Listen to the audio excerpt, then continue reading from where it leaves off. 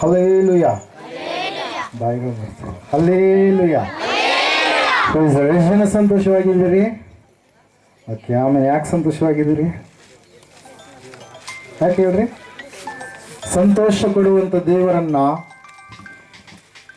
ನಮಗೋಸ್ಕರವಾಗಿ ಸಂತೋಷವನ್ನು ಕೊಡಲಿಕ್ಕೆ ಬರುವಂಥ ದೇವರನ್ನ ನಾವು ನಂಬಿರುವ ಕಾರಣಕ್ಕಾಗಿ ನಾವೇನಾಗಿದ್ದೇವೆ? ಸಂತೋಷವುಳ್ಳವರಾಗಿದ್ದೇವೆ. ಹಲ್ಲೇಲೂಯ. ಈ ಸಂತೋಷ ಭೂಮಿಯಲ್ಲಿ ಎಲ್ಲಿ ಹುಡುಕಿದರೂ ಕೂಡ ಸಿಗೋದಕ್ಕೆ ಸಾಧ್ಯ ಇಲ್ಲ. ಅದಕ್ಕಾಗಿ ನೋಡ್ರಿ, ಮನುಷ್ಯನು ಈ ಭೂಮಿಯ ಮೇಲೆ ಅನೇಕವಾದಂಥ ಸ್ಥಳಗಳಲ್ಲಿ, ಅನೇಕವಾದಂಥ ವ್ಯಕ್ತಿಗಳಲ್ಲಿ, ಅನೇಕವಾದಂಥ ವಸ್ತುಗಳಲ್ಲಿ, ಅನೇಕವಾದಂಥ ಒಂದು ಸಂಗತಿಗಳಲ್ಲಿ ಸಂತೋಷವನ್ನು ಹುಡುಕ್ತಾ ಹೋಗ್ತಾನೆ. ಆ ಸಂತೋಷ ನಿಜವಾದ ಸಂತೋಷವಾಗಿರದೆ ಕೇವಲ ಕ್ಷಣಿಕವಾಗಿರುವಂಥ, ಕೇವಲ ಸ್ವಲ್ಪ ಹೊತ್ತು ಮಾತ್ರ ಇರುವಂಥ ಸಂತೋಷವಾಗಿ ಆ ಸಂತೋಷ ಇರುತ್ತೆ ಪ್ರೇರ. ಆದರೆ ದೇವರು ನಿನಗೆ ಕೊಡಲಿಕ್ಕಿರ್ತಕ್ಕಂಥ ಸಂತೋಷ ಇದೆಯಲ್ವಾ, ಆ ಸಂತೋಷವನ್ನು ಯಾರು ಕೂಡ ನಿನ್ನಿಂದ ತೆಗೆದು ಹಾಕೋದಕ್ಕೆ ಸಾಧ್ಯ ಇಲ್ಲ. ಬಿರುಗಾಳಿ ಇರಲಿ, ಅಲೆಗಳೇ ಇರಲಿ, ಭಯಂಕರವಾದಂಥ ತುಫಾನೇ ಇರಲಿ, ನಿನ್ನನ್ನ ಆ ಒಂದು ಸಮುದ್ರದ ಮಧ್ಯದಲ್ಲಿ ನಡೆಸಿಕೊಂಡು ಹೋಗುವಂತ ಪರಿಸ್ಥಿತಿಗಳೇ ಬರಲಿ, ಹಲ್ಲೇಲೂಯ, ಬೆಟ್ಟ ಗುಡ್ಡಗಳೇ ನಿನ್ನ ಮೇಲೆ ಬೀಳುವಂತ ಪರಿಸ್ಥಿತಿಗಳೇ ಬಂದರೂ ಕೂಡ ಆ ಸಂತೋಷದಿಂದ ನಿನ್ನನ್ನು ಯಾರು ಕೂಡ ದೂರ ಮಾಡೋದಕ್ಕೆ ಸಾಧ್ಯ ಇಲ್ಲ. ಆ ಸಂತೋಷ ನಿನಗೆ ನೆಮ್ಮದಿಯನ್ನ, ಶಾಂತಿಯನ್ನ, ಸಮಾಧಾನವನ್ನ, ಎಲ್ಲಾ ವಿಷಯದಲ್ಲಿ ಸಂಪೂರ್ಣ ದೀರ್ಘ ಶಾಂತಿಯನ್ನ ನಿನಗೆ ಕೊಡುವಂಥದ್ದಾಗಿದೆ ಪ್ರಿಯರೇ. ಅದಕ್ಕಾಗಿ ದೇವರು ನಂಬಿದಂಥ ಮಕ್ಕಳು ಅವ್ರನ್ನ ಏನಂತ ಹೇಳ್ತಾ ಇದ್ದ ವಾಕ್ಯ?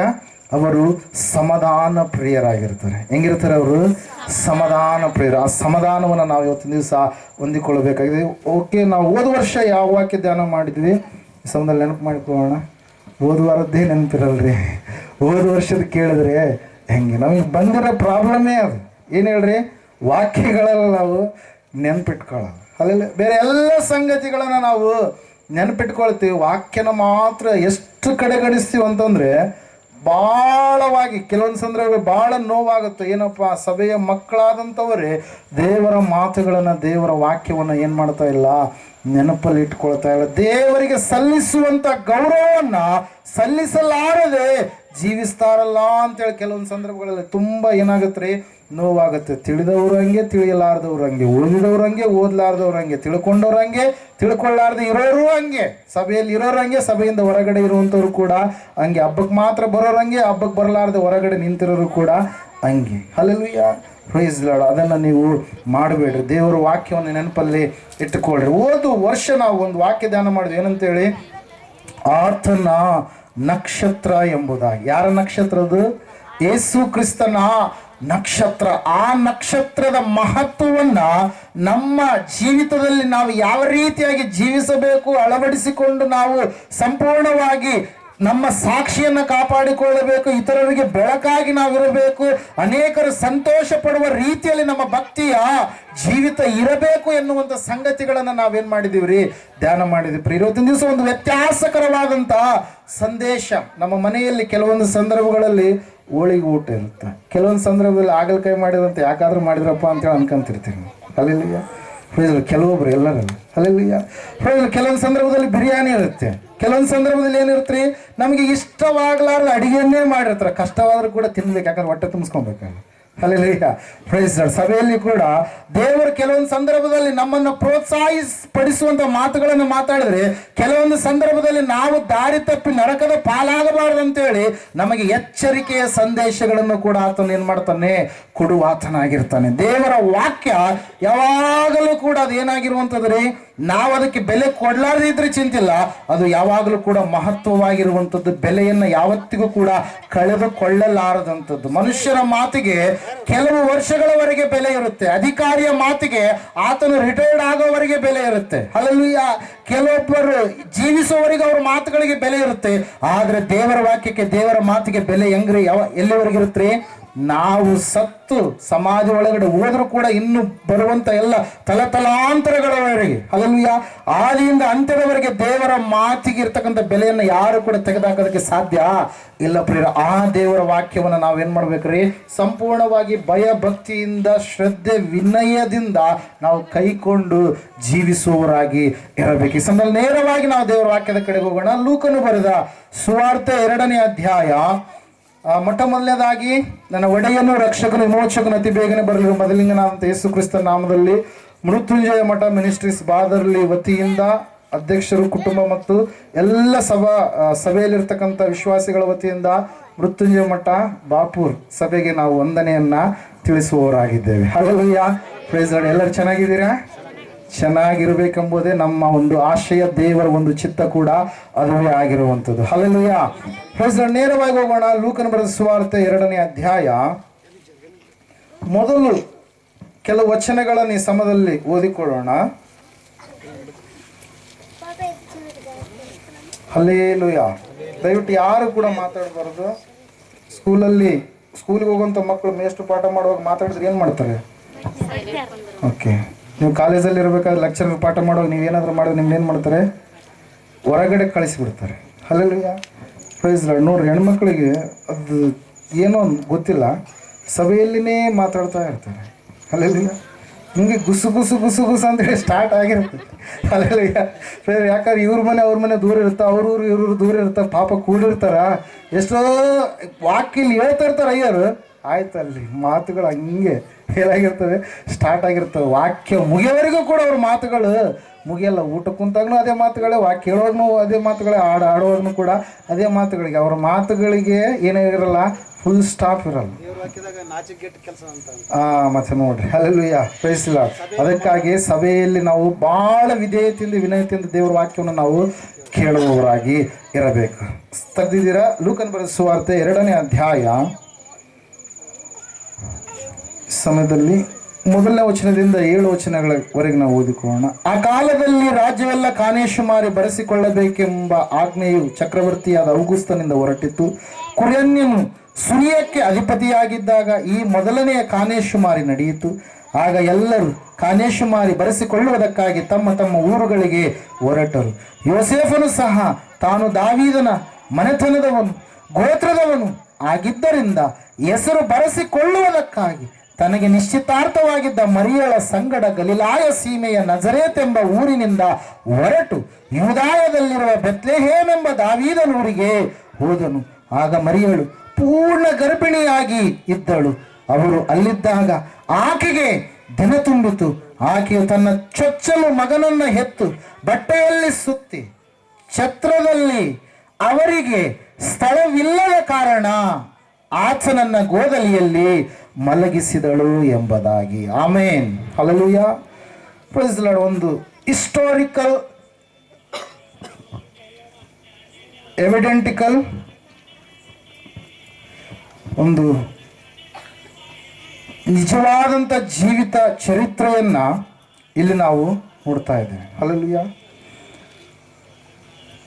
ಜನಗಣತಿ ಮೊಟ್ಟ ಮೊದಲನೇದಾಗಿ ಮಾಡುವಂಥ ಸಮಯದಲ್ಲಿ ಯೇಸು ಸ್ವಾಮಿಯವರು ಜನಿಸಿದರು ಎನ್ನುವಂಥ ಸತ್ಯ ಸಂಗತಿಯನ್ನ ಇಲ್ಲಿ ವೈದ್ಯನು, ಅಷ್ಟು ಮಾತ್ರವಲ್ಲದೆ ಹಿಸ್ಟೋರಿಯನ್ ಆಗಿರ್ತಕ್ಕಂಥ ಲೂಕನ್ ಏನ್ ಮಾಡ್ತಾ ಇದ್ದಾನ್ರಿ, ಪ್ರತಿಯೊಂದು ಸಂಗತಿಗಳನ್ನ ಪಿನ್ ಟು ಪಿನ್ ಏನ್ ಮಾಡ್ತಾ ಇದ್ದಾನೆ, ಬರಿತಾ ಇದ್ದಾನೆ. ಯಾಕಂದ್ರೆ ದೇವರ ವಾಕ್ಯ ಲೋಪವಿಲ್ಲದ್ದು, ದೇವರ ವಾಕ್ಯ ದೋಷವಿಲ್ಲದ್ದು, ದೇವರ ವಾಕ್ಯ ಬೆಳಕು ಕೊಡುವಂಥದ್ದು, ದೇವರ ವಾಕ್ಯ ಎಲ್ಲ ವೇಳೆಯಲ್ಲಿ ಎಲ್ಲ ಸಮಯದಲ್ಲಿ ಸತ್ಯವಾಗಿ ಇರುವಂಥದ್ದು ಆಗಿದೆ. ರೋಮನ್ನರು ಪ್ರಪಂಚವನ್ನು ಆಳ್ವಿಕೆ ಮಾಡುವಂಥ ಸಮಯದಲ್ಲಿ ಅವರಿಗೆ ಒಂದು ಆಲೋಚನೆ ಹುಡ್ತು. ಏನಂತ ಹೇಳಂತಂದ್ರೆ, ನನ್ನ ರಾಜ್ಯದಲ್ಲಿ ಎಷ್ಟು ಜನರು ನನಗೆ ಒಳಗಾಗಿ ಇದ್ದಾರೆ ಎಂಬುದಾಗಿ ತಿಳಿದುಕೊಳ್ಳುವುದಕ್ಕಾಗಿ ಆತನು ಒಂದು ಜನಗಣತಿಯನ್ನ ಮಾಡಿಸಿದ. ನನ್ನ ಆಳ್ವಿಕೆಗೆ ನಾನು ಎಷ್ಟು ಜನರಿಗೆ ಅರಸನಾಗಿ ಇದ್ದೇನೆ ಎನ್ನುವಂಥ ಸಂಗತಿಯನ್ನ ಆತನು ತಿಳಿದುಕೊಳ್ಳಬೇಕು ಎಂಬುದಾಗಿ ನೆನೆಸಿ ಸೀಸರ್ ಅಗಸ್ಟಸ್ ಎನ್ನುವಂತ ಚಕ್ರವರ್ತಿ ಜನಗಣತಿಯನ್ನು ಏನ್ ಮಾಡ್ತಾ ಇದ್ದಾನೆ, ಮಾಡಿಸ್ತಾ ಇದ್ದಾನೆ. ಯಾವ್ಯಾವ ಊರಲ್ಲಿರುವಂಥವ್ರು ಅವ್ರ ಊರಿಗೆ ನೀವೇನ್ ಮಾಡಬೇಕು, ಹೋಗಬೇಕು. ಇವತ್ತಿನ ದಿವಸಕ್ಕೂ ನೋಡ್ರಿ, ನೀವು ಬಾಪುರಲ್ಲಿರುವಂಥವ್ರು ಎಲ್ಲರೂ ಬಾಪುರದವ್ರು ಆಗಿರೋಲ್ಲ, ನಿಮ್ಗೆ ಅಡ್ಡ ಹೆಸರುಗಳು ಇರ್ತವೆ. ಹಲ್ಲೆಲೂಯ. ಅಡ್ಡ ಹೆಸರುಗಳು ಯಾಕಿದಾವೆ ಹೇಳ್ರಿ, ಹೇಳ್ತಾರೆ. ನೀವು ಅವ್ರು ಕೇಳಿ ನಮ್ಗೆ ಯಾಕೆ ಹೆಸರು ಬಂತಂದ್ರೆ, ಇಲ್ಲಪ್ಪ ನಿಮ್ಮ ತಾತನವರು ದುಡಿಯೋದಕ್ಕೆ ಅಂತೇಳಿ ಇಲ್ಲಿಗೆ ಬಂದಿದ್ರು, ಇಲ್ಲೇ ಸೆಟ್ಲ್ ಆಗಿಬಿಟ್ರು, ಇಲ್ಲೇ ಮನೆ ತಗೊಂಡ್ರು, ಇಲ್ಲೇ ಹೊಲ ಅವ್ರಿಗೆ ಸಿಕ್ತು, ಇಲ್ಲೇ ಹೊಲ ತೆಗೆದುಕೊಂಡು ಅದಕ್ಕಾಗಿ ಅವ್ರು ಇಲ್ಲೇನು ಮಾಡ್ತಾ ಇದ್ದಾರೆ, ಜೀವಿಸ್ತಾ ಇದ್ದಾರೆ ಅಂತೇಳಿ. ಹಲ್ಲೆಲೂಯ. ನಾವು ನೋಡ್ತಾ ಇದ್ದೇವೆ, ಮರಿಯಳು ಮತ್ತು ಯೋಸೇಫ ಅವರಿಬ್ಬರು ಕೂಡ ಎಲ್ಲಿ ಜೀವನ ಮಾಡ್ತಾ ಇದ್ದಾರಂತೆ, ನಜರೇತ್ ಎನ್ನುವಂತ ಸ್ಥಳದಲ್ಲಿ ಯಾವಾಗ ಈ ಡಂಗುರ ಹೊರಡಿಸಿದ್ನು, ಅರಸನಾಗಿರ್ತಕ್ಕಂಥ ಔಗುಸ್ತ ಚಕ್ರವರ್ತಿ ಹೊರಡಿಸಿದಾಗ ಎಲ್ಲಾ ಊರುಗಳಲ್ಲಿ, ಬೇರೆ ಬೇರೆ ಊರುಗಳಲ್ಲಿ ಇರ್ತಕ್ಕಂಥ ಜನರು ತಮ್ಮ ಸ್ವಂತ ಗ್ರಾಮಕ್ಕೆ ಅವ್ರು ಏನ್ ಮಾಡ್ತಾ ಇದಾರಂತ್ರಿ, ತೆರಳುತ್ತಾ ಇದ್ದಾರೆ. ತೆರಳುವಂತ ಸಮಯದಲ್ಲಿ ಆ ಸಮಯದಲ್ಲಿ ಯೋಸೇಫನು ಕೂಡ ತನ್ನ ಸ್ವಂತ ಊರಾಗಿರ್ತಕ್ಕಂಥ ಎಲ್ಲಿಗೆ ಬಂದಂತ್ರಿ, ದಾವೀದನ ಪುರ ಎಂಬುದಾಗಿ, ಬೆತ್ಲೆಹೇಮ್ ಎಂಬುದಾಗಿ, ರೊಟ್ಟಿಯ ಊರು ಎಂಬುದಾಗಿ ಕರೆಸಿಕೊಳ್ಳುವಂತ ಬೆತ್ಲೆಹೇಮಿಗೆ ಆತನ ಏನ್ ಮಾಡಿದಂತೆ, ಹೊರಟು ಬಂದ. ಪ್ರೇರ ಬರಬೇಕಾದ್ರೆ ಹಂಗೆ ಬರಲಿಲ್ಲ. ಎಲ್ಲ ನೋಡ್ತಾ ಇದ್ದೇವೆ, ನಜರೇತಿನಿಂದ ಹಿಡಿದು ಬೆತ್ಲೆಹೇಮಿಗೆ ಯೆರೂಸಲೇಮಿನ ಮೂಲಕವಾಗಿ ಹೋಗಬೇಕಾದ್ರೆ ಸುಮಾರು 80 ಮೈಲುಗಳಷ್ಟು ಏನಿದೆ ರೀ ದೂರ ಇದೆ. 110 ಕಿಲೋಮೀಟರ್ಗಳಷ್ಟು ಅವ್ರು ಏನಾಗಿದ್ದಾರೆ, ದೂರದಲ್ಲಿದ್ದಾರೆ. ಅವರು ಏನ್ ಮಾಡ್ತಾ ಇದಾರೆ, ಈ ಒಂದು ದೇವರ ಒಂದು ಆಜ್ಞೆ ಎನ್ನುವಂಥದ್ದು, ದೇವರ ವಾಗ್ದಾನ ಎನ್ನುವಂಥದ್ದು ನೆರವೇರಬೇಕಾಗಿದೆ. ಯಾಕಂದ್ರೆ ದೇವರ ವಾಕ್ಯ ಮೊದಲು ದೇವರು ಯಾವುದನ್ನು ಬರೆಸಿದನು ಅದನ್ನು ನೆರವೇರಿಸುವುದಕ್ಕಾಗಿ ಆತನು, ನಂಬಿಗಸ್ತನಾದಂತ ಆತನು ತಾನೇ ಈ ಲೋಕಕ್ಕೆ ಏನ್ ಮಾಡಿದಾನೆ, ಇಳಿದು ಬಂದಿದ್ದಾನೆ. ಆದಿಕಾಂಡ 3ನೇ ಅಧ್ಯಾಯದಲ್ಲಿ ಸ್ತ್ರೀ ಸಂತಾನವಾಗಿ ಆತನು ಈ ಲೋಕಕ್ಕೆ ಬರ್ತಾನೆ ಎಂಬುದಾಗಿ ವಾಕ್ಯದಲ್ಲಿ ನಾವು ನೋಡ್ತಾ ಇದ್ದೇವೆ. 12ನೇ ಅಧ್ಯಾಯದಲ್ಲಿ ಒಬ್ಬಾತನ ಮೂಲಕವಾಗಿ ಇಡೀ ಎಲ್ಲಾ ಲೋಕದ ಜನರು, ಆದಿಕಾಂಡ ಪುಸ್ತಕ ಆಶೀರ್ವಾದದ ನಿಧಿಗಳು ಆಗ್ತಾರೆ ಎಂಬುದಾಗಿ, ರಕ್ಷಣೆ ಎನ್ನುವಂಥದ್ದು ಆತನಲ್ಲಿಯೇ ಸಿಗುತ್ತೆ ಎಂಬುದಾಗಿ ಆ ಒಂದು ವಾಗ್ದಾನ ಎನ್ನುವಂಥದ್ದಿದೆ, ಅದು ನೆರವೇರಿಸಲ್ಪಡಬೇಕಾಗಿದೆ. ಮತ್ತೆ ನಾವು ನೋಡ್ತಾ ಇದ್ದೇವೆ ಪ್ರಿಯರೇ, ಒಬ್ಬ ಮೋಶೆಯ ನಂತರ ಒಬ್ಬ ದೊಡ್ಡ ಪ್ರವಾದಿ, ನಿನ್ನಂತ ಪ್ರವಾದಿಯನ್ನು ನಾನು ಎಬ್ಬಿಸ್ತೇನೆ ಎಂಬುದಾಗಿ ಆ ಒಂದು ವಾಗ್ದಾನ ಎನ್ನುವಂಥದ್ದು ಯಾವುದಿದೆಯೋ ಅದನ್ನು ನೆರವೇರಿಸಲ್ಪಡಬೇಕಾಗಿದೆ. ಅಷ್ಟು ಮಾತ್ರವಲ್ಲ, ನಾವು ಯೇಸು ಸ್ವಾಮಿ ಹುಟ್ಟುವುದಕ್ಕಿಂತ ಮುಂಚಿತವಾಗಿ 700 ವರ್ಷಗಳ ಒಂದು ಸಮಯದಲ್ಲಿ, ಕ್ರಿಸ್ತಪೂರ್ವ 700ರ ಸಂದರ್ಭದಲ್ಲಿ ನಾವು ನೋಡ್ತಾ ಇದ್ದೇವೆ, ವಾಕ್ಯ ಹೇಳ್ತಾ ಇದೆ ಏನಂತ ಹೇಳಿ, ಆತನು ಯಾವ ರೀತಿಯಾಗಿ ಹುಟ್ಟುತ್ತಾನೆ, ಆತನು ಎಲ್ಲಿ ಹುಟ್ಟುತ್ತಾನೆ, ಆತನು ಹುಟ್ಟಿದಾಗ ಇರ್ತಕ್ಕಂಥ ಸಂದರ್ಭಗಳು ಏನಾಗಿರ್ತವೋ ಎಲ್ಲವೂ ಕೂಡ ಏನಾಗಿದೆ ರೀ, ಸತ್ಯವೇದದಲ್ಲಿ ಮೊದಲನೇದಾಗಿ ಏನಾಗಿದೆ ತಿಳಿಸಲ್ಪಟ್ಟಿದೆ. ದಾನಿಯೇಲನ ಪುಸ್ತಕದಲ್ಲಿ ನಾವು ನೋಡುವಾಗ ಆತನು 4 ಸಾಮ್ರಾಜ್ಯಗಳು ಆಳ್ವಿಕೆ ಮಾಡ್ತವೆ, 4ನೇ ಕೊನೆಯ ಸಾಮ್ರಾಜ್ಯ ಆಳ್ವಿಕೆ ಮಾಡುವಂತ ಸಮಯದಲ್ಲಿ ಆತನು ಏನ್ ಮಾಡ್ತಾನೆ, ಈ ಲೋಕದಲ್ಲಿ ಹುಟ್ಟುತ್ತಾನೆ, ಮನುಷ್ಯ ಕುಮಾರನಾಗಿ ಬರ್ತಾನೆ ಎನ್ನುವಂತ ಪ್ರವಾದನೆ ಇದೆ. ಪ್ರೇರ್ ನಾವು ನೋಡ್ತಾ ಇದ್ದೇವೆ, ಯೆಶಾಯ ಪ್ರವಾದನೆ ಮಾಡ್ತಾನೆ ಏನಂತೇಳಿ, ಈಗ ಒಬ್ಬ ಕನ್ನಿಕೆ ಗರ್ಭಿಣಿಯಾಗಿ ಮಗನನ್ನ ಹಡಿಯುವಳು, ಆತನಿಗೆ ಇಮ್ಮಾನುವೇಲ್ ಎಂಬುದಾಗಿ ಹೆಸರಿಡುವರು. Hallelujah, praise the lord. ಯೆಶಾಯ ಪ್ರವಾದನ ಗ್ರಂಥ 7ನೇ ಅಧ್ಯಾಯ 13-14 ವಚನಗಳಲ್ಲಿ ದೇವರು ಒಂದು ಗುರುತನ್ನು ಕೊಟ್ಟಿರುವಂತದನ್ನ ನಾವು ನೋಡ್ತಾ ಇದ್ದೇವೆ. ಅದೇ 9ನೇ ಅಧ್ಯಾಯದಲ್ಲಿ ನಾವು ನೋಡ್ತಾ ಇದ್ದೇವೆ, ಯೆಶಾಯ ಪ್ರವಾದನೆ ಗ್ರಂಥದಲ್ಲಿ, ಒಂದು ಮಗು ನಮಗಾಗಿ ಹುಟ್ಟಿದೆಯಷ್ಟೇ, ವರದ ಮಗನು ನಮಗೆ ದೊರೆತನು, ಆಡಳಿತವು ಆತನ ಬಾಹುವಿನ ಮೇಲಿರುವುದು, ಅದ್ಭುತ ಸ್ವರೂಪನು, ಆಲೋಚನಾಕರ್ತನು, ಪರಾಕ್ರಮಿಯಾದ ದೇವರು, ನಿತ್ಯನಾದ ತಂದೆ, ಸಮಾಧಾನದ ಪ್ರಭು ಎಂಬುವ ಆತನ ಹೆಸರು. ಒಂದು ಮಗು ಯಾರಿಗೋಸ್ಕರವಾಗಿ ಹುಟ್ಟಿದಂತೆ, ನಮ್ಮೆಲ್ಲರಿಗೋಸ್ಕರವಾಗಿ ಒಬ್ಬಾತನು ಜನಿಸ್ಲಿಕ್ಕಿದ್ದಾನೆ. ಹಲ್ಲೆಲೂಯಾ. ಯಾವ ಆದಾಮ ಅವಳು ಏದೇನ್ ತೋಟದಲ್ಲಿ ದೇವರ ಆಜ್ಞೆಯನ್ನು ಧಿಕ್ಕಾರ ಮಾಡಿದ್ರು, ದೇವರಿಗೂ ಮತ್ತು ಮನುಷ್ಯರಿಗಿರ್ತಕ್ಕಂಥ ಸಂಬಂಧ ಎನ್ನುವಂಥದ್ದು ಕಡಿದು ಬಿತ್ತು, ಆ ಸಂಬಂಧವನ್ನ ಪುನಃ ಕೂಡಿಸುವುದಕ್ಕಾಗಿ ಯೇಸು ಕ್ರಿಸ್ತನು ನರಾವತಾರಿಯಾಗಿ ಈ ಲೋಕಕ್ಕೆ ಬರಬೇಕಂತೇಳಿ ಆತನ ಏನ್ ಮಾಡಿದನ್ರಿ, ಅಂತ್ಯಕಾಲದಲ್ಲಿ, ಇಬ್ರಿಯರಿಗೆ ಬರೆದ ಪತ್ರಿಕೆ 1ನೇ ಅಧ್ಯಾಯದಲ್ಲಿ ನಾವು ನೋಡ್ತಾ ಇದ್ದೇವೆ, ಅಂತ್ಯಕಾಲದಲ್ಲಿ ದೇವರು ಮಗನ ಸಂಗಡ ಮಾತಾಡಿದನೆಂಬುದಾಗಿ ವಾಕ್ಯದಲ್ಲಿ ನಾವು ನೋಡ್ತಾ ಇದ್ದೇವೆ. ಹಲ್ಲೆಲೂಯಾ. ಈ ಎಲ್ಲ ಸಂದರ್ಭಗಳು, ಪ್ರವಾದನೆಗಳೆಲ್ಲವೂ ಕೂಡ ಏನಾಗಬೇಕಾಗಿದೆ, ನೆರವೇರಬೇಕಾಗಿದೆ. ಇವರು ಹುಟ್ಟಬೇಕಾದ್ರೆ ಸ್ಥಳ ಹೇಳಿದೆ ನಾನು, 5ನೇ ಅಧ್ಯಾಯ ಮೀಕನ ಪ್ರವಾದನೆ ಗ್ರಂಥ 2ನೇ ವಚನದಲ್ಲಿ ನಾವು ನೋಡ್ತಾ ಇದ್ದೇವೆ, ಯಹೂದ ಸೀಮೆಯ ಬೆತ್ಲೆಹೇಮೆ, ಎಫ್ರಾತದ ಯಹೂದ ಸೀಮೆಯ ಬೆತ್ಲೆಹೇಮೆ, ನಿನ್ನೊಳಗಿಂದ ಒಬ್ಬ ಅಧಿಪತಿ ಹೊರಡುವನು, ನೀನು ಬಹಳ ಚಿಕ್ಕವಳು ಎಂಬುದಾಗಿ ನೀನು ನೆನೆಸಬೇಡ, ನಿನ್ನೊಳಗಿಂದಲೇ ಆಳತಕ್ಕವನು ಏನ್ ಮಾಡ್ತಾನಂತೆ, ಹೊರಡುವನು ಎಂಬುದಾಗಿ. ಅಲ್ಲಿ ಆತನು ಎಲ್ಲಿ ಹುಟ್ಟತಾನೆ ಎಂಬುದಾಗಿ, ಯಾವ ರೀತಿಯಾಗಿ ಹುಟ್ಟತಾನೆ ಎಂಬುದಾಗಿ, ಆತನು ಹುಟ್ಟಿದಾಗಿರ್ತಕ್ಕಂಥ ಸಂದರ್ಭಗಳು ಏನಾಗಿರ್ತವೆ ಎಂಬುದಾಗಿ ಎಲ್ಲವೂ ಕೂಡ ಪ್ರವಾದನೆ ಎನ್ನುವಂಥದ್ದು ಏನಾಗ್ತಾ ಇದೆ ರೀ, ಕ್ರಿಸ್ತನು ಲೋಕದಲ್ಲಿ ಜನಿಸುವಾಗ ಏನಾಗ್ತಾ ಇದೆ, ನೆರವೇರ್ತಾ ಇದೆ. ನಾವು ನೋಡ್ತಾ ಇದ್ದೇವೆ, ದಾವೀದನೂರಿಗೆ ಹೋಗ್ತಾ ಇದ್ದಾರೆ. ಯಾಕೆ ಹೋಗ್ತಾ ಇದ್ದಾರೆ, ವಾಗ್ದಾನ ನೆರವೇರಿಸಲ್ಪಡಬೇಕಾಗಿದೆ. ನಜರೇತಿನಲ್ಲಿ ಇದ್ದ ಸಮಯದಲ್ಲಿಯೇ ಡೆಲಿವರಿ ಆಗ್ಬೋದಾಗಿತ್ತು, ಆದರೆ ಆಕೆಯನ್ನು ದೇವರು ಎಲ್ಲಿ ನಡೆಸ್ತಾ ಇದ್ದಾನೆ, ಬೆತ್ಲೆಹೇಮಿಗೆ ನಡೆಸಬೇಕಾದ್ರೆ ಹಂಗೆ ನಡೆಸಿದ, ಹಂಗೆ ಹೋಗಂದ್ರೆ ಹೋಗ್ತಿದ್ರು ಅವರು. ಇಷ್ಟು ತುಂಬು ಗರ್ಭಿಣಿ ಆದ್ರೆ ಅಷ್ಟು ದೂರ 110 ಕಿಲೋಮೀಟರ್ ನಾವು ಹೆಂಗೆ ನಡ್ಕೊಂಡು ಹೋಗೋಕ್ಕೆ ಸಾಧ್ಯ ಆಗುತ್ತೆ. ಆದರೆ ರೋಮನ್ ಸಾಮ್ರಾಜ್ಯದ ಚಕ್ರವರ್ತಿಯ ಪ್ರತಿಯೊಂದು ಮಾತಿಗೂ ಕೂಡ ಏನು ಮಾಡಬೇಕಾಗಿತ್ತು, ಅವರು ತಲೆಬಾಗಬೇಕಾಗಿತ್ತು. ನಿಮ್ಮಲ್ಲೇ ಈಗೊಂದು ಸುಮಾರು ವರ್ಷಗಳ ಹಿಂದೆ 2016ರಲ್ಲಿ ಅನಿಸುತ್ತೆ 500 ನೋಟುಗಳು ಕಂತೆ ಇದ್ದು ಮನೆಯಲ್ಲಿ, ಹಳೆ ನೋಟುಗಳು. ಮೋದಿಜಿಯವರು ಒಂದೇ ಮಾತು ಹೇಳಿದ್ರು, ಏನಂತೇಳಿ, ಅವುಗಳನ್ನು ಬ್ಯಾಂಕ್ಗಳಿಗೆ ನೀವು ಕೊಟ್ಬಿಡ್ರಿ, ನಿಮ್ಗೆ ಹೊಸ ನೋಟ್ ನಾವು ಕೊಡ್ತೀವಿ ಅಂತೀವಿ. ಅಲ್ಲಿ ಹೋಗಯ್ಯ ಹೋಗಿ ಮೋದಿಜಿ, ನೀ ಯಾರು ನಮ್ಗೆ ಹೇಳಕ್ಕಂತೇಳಿ ನೀವು ಮನೇಲಿ ಹಂಗೆ ಇಟ್ಕೊಂಡು ಕುಂತ್ಕೊಂಡಿದ್ರೆ ಆ ನೋಟ್ಗಳಿಗೆ ಬೆಲೆ ಇರ್ತಿತ್ತಾ?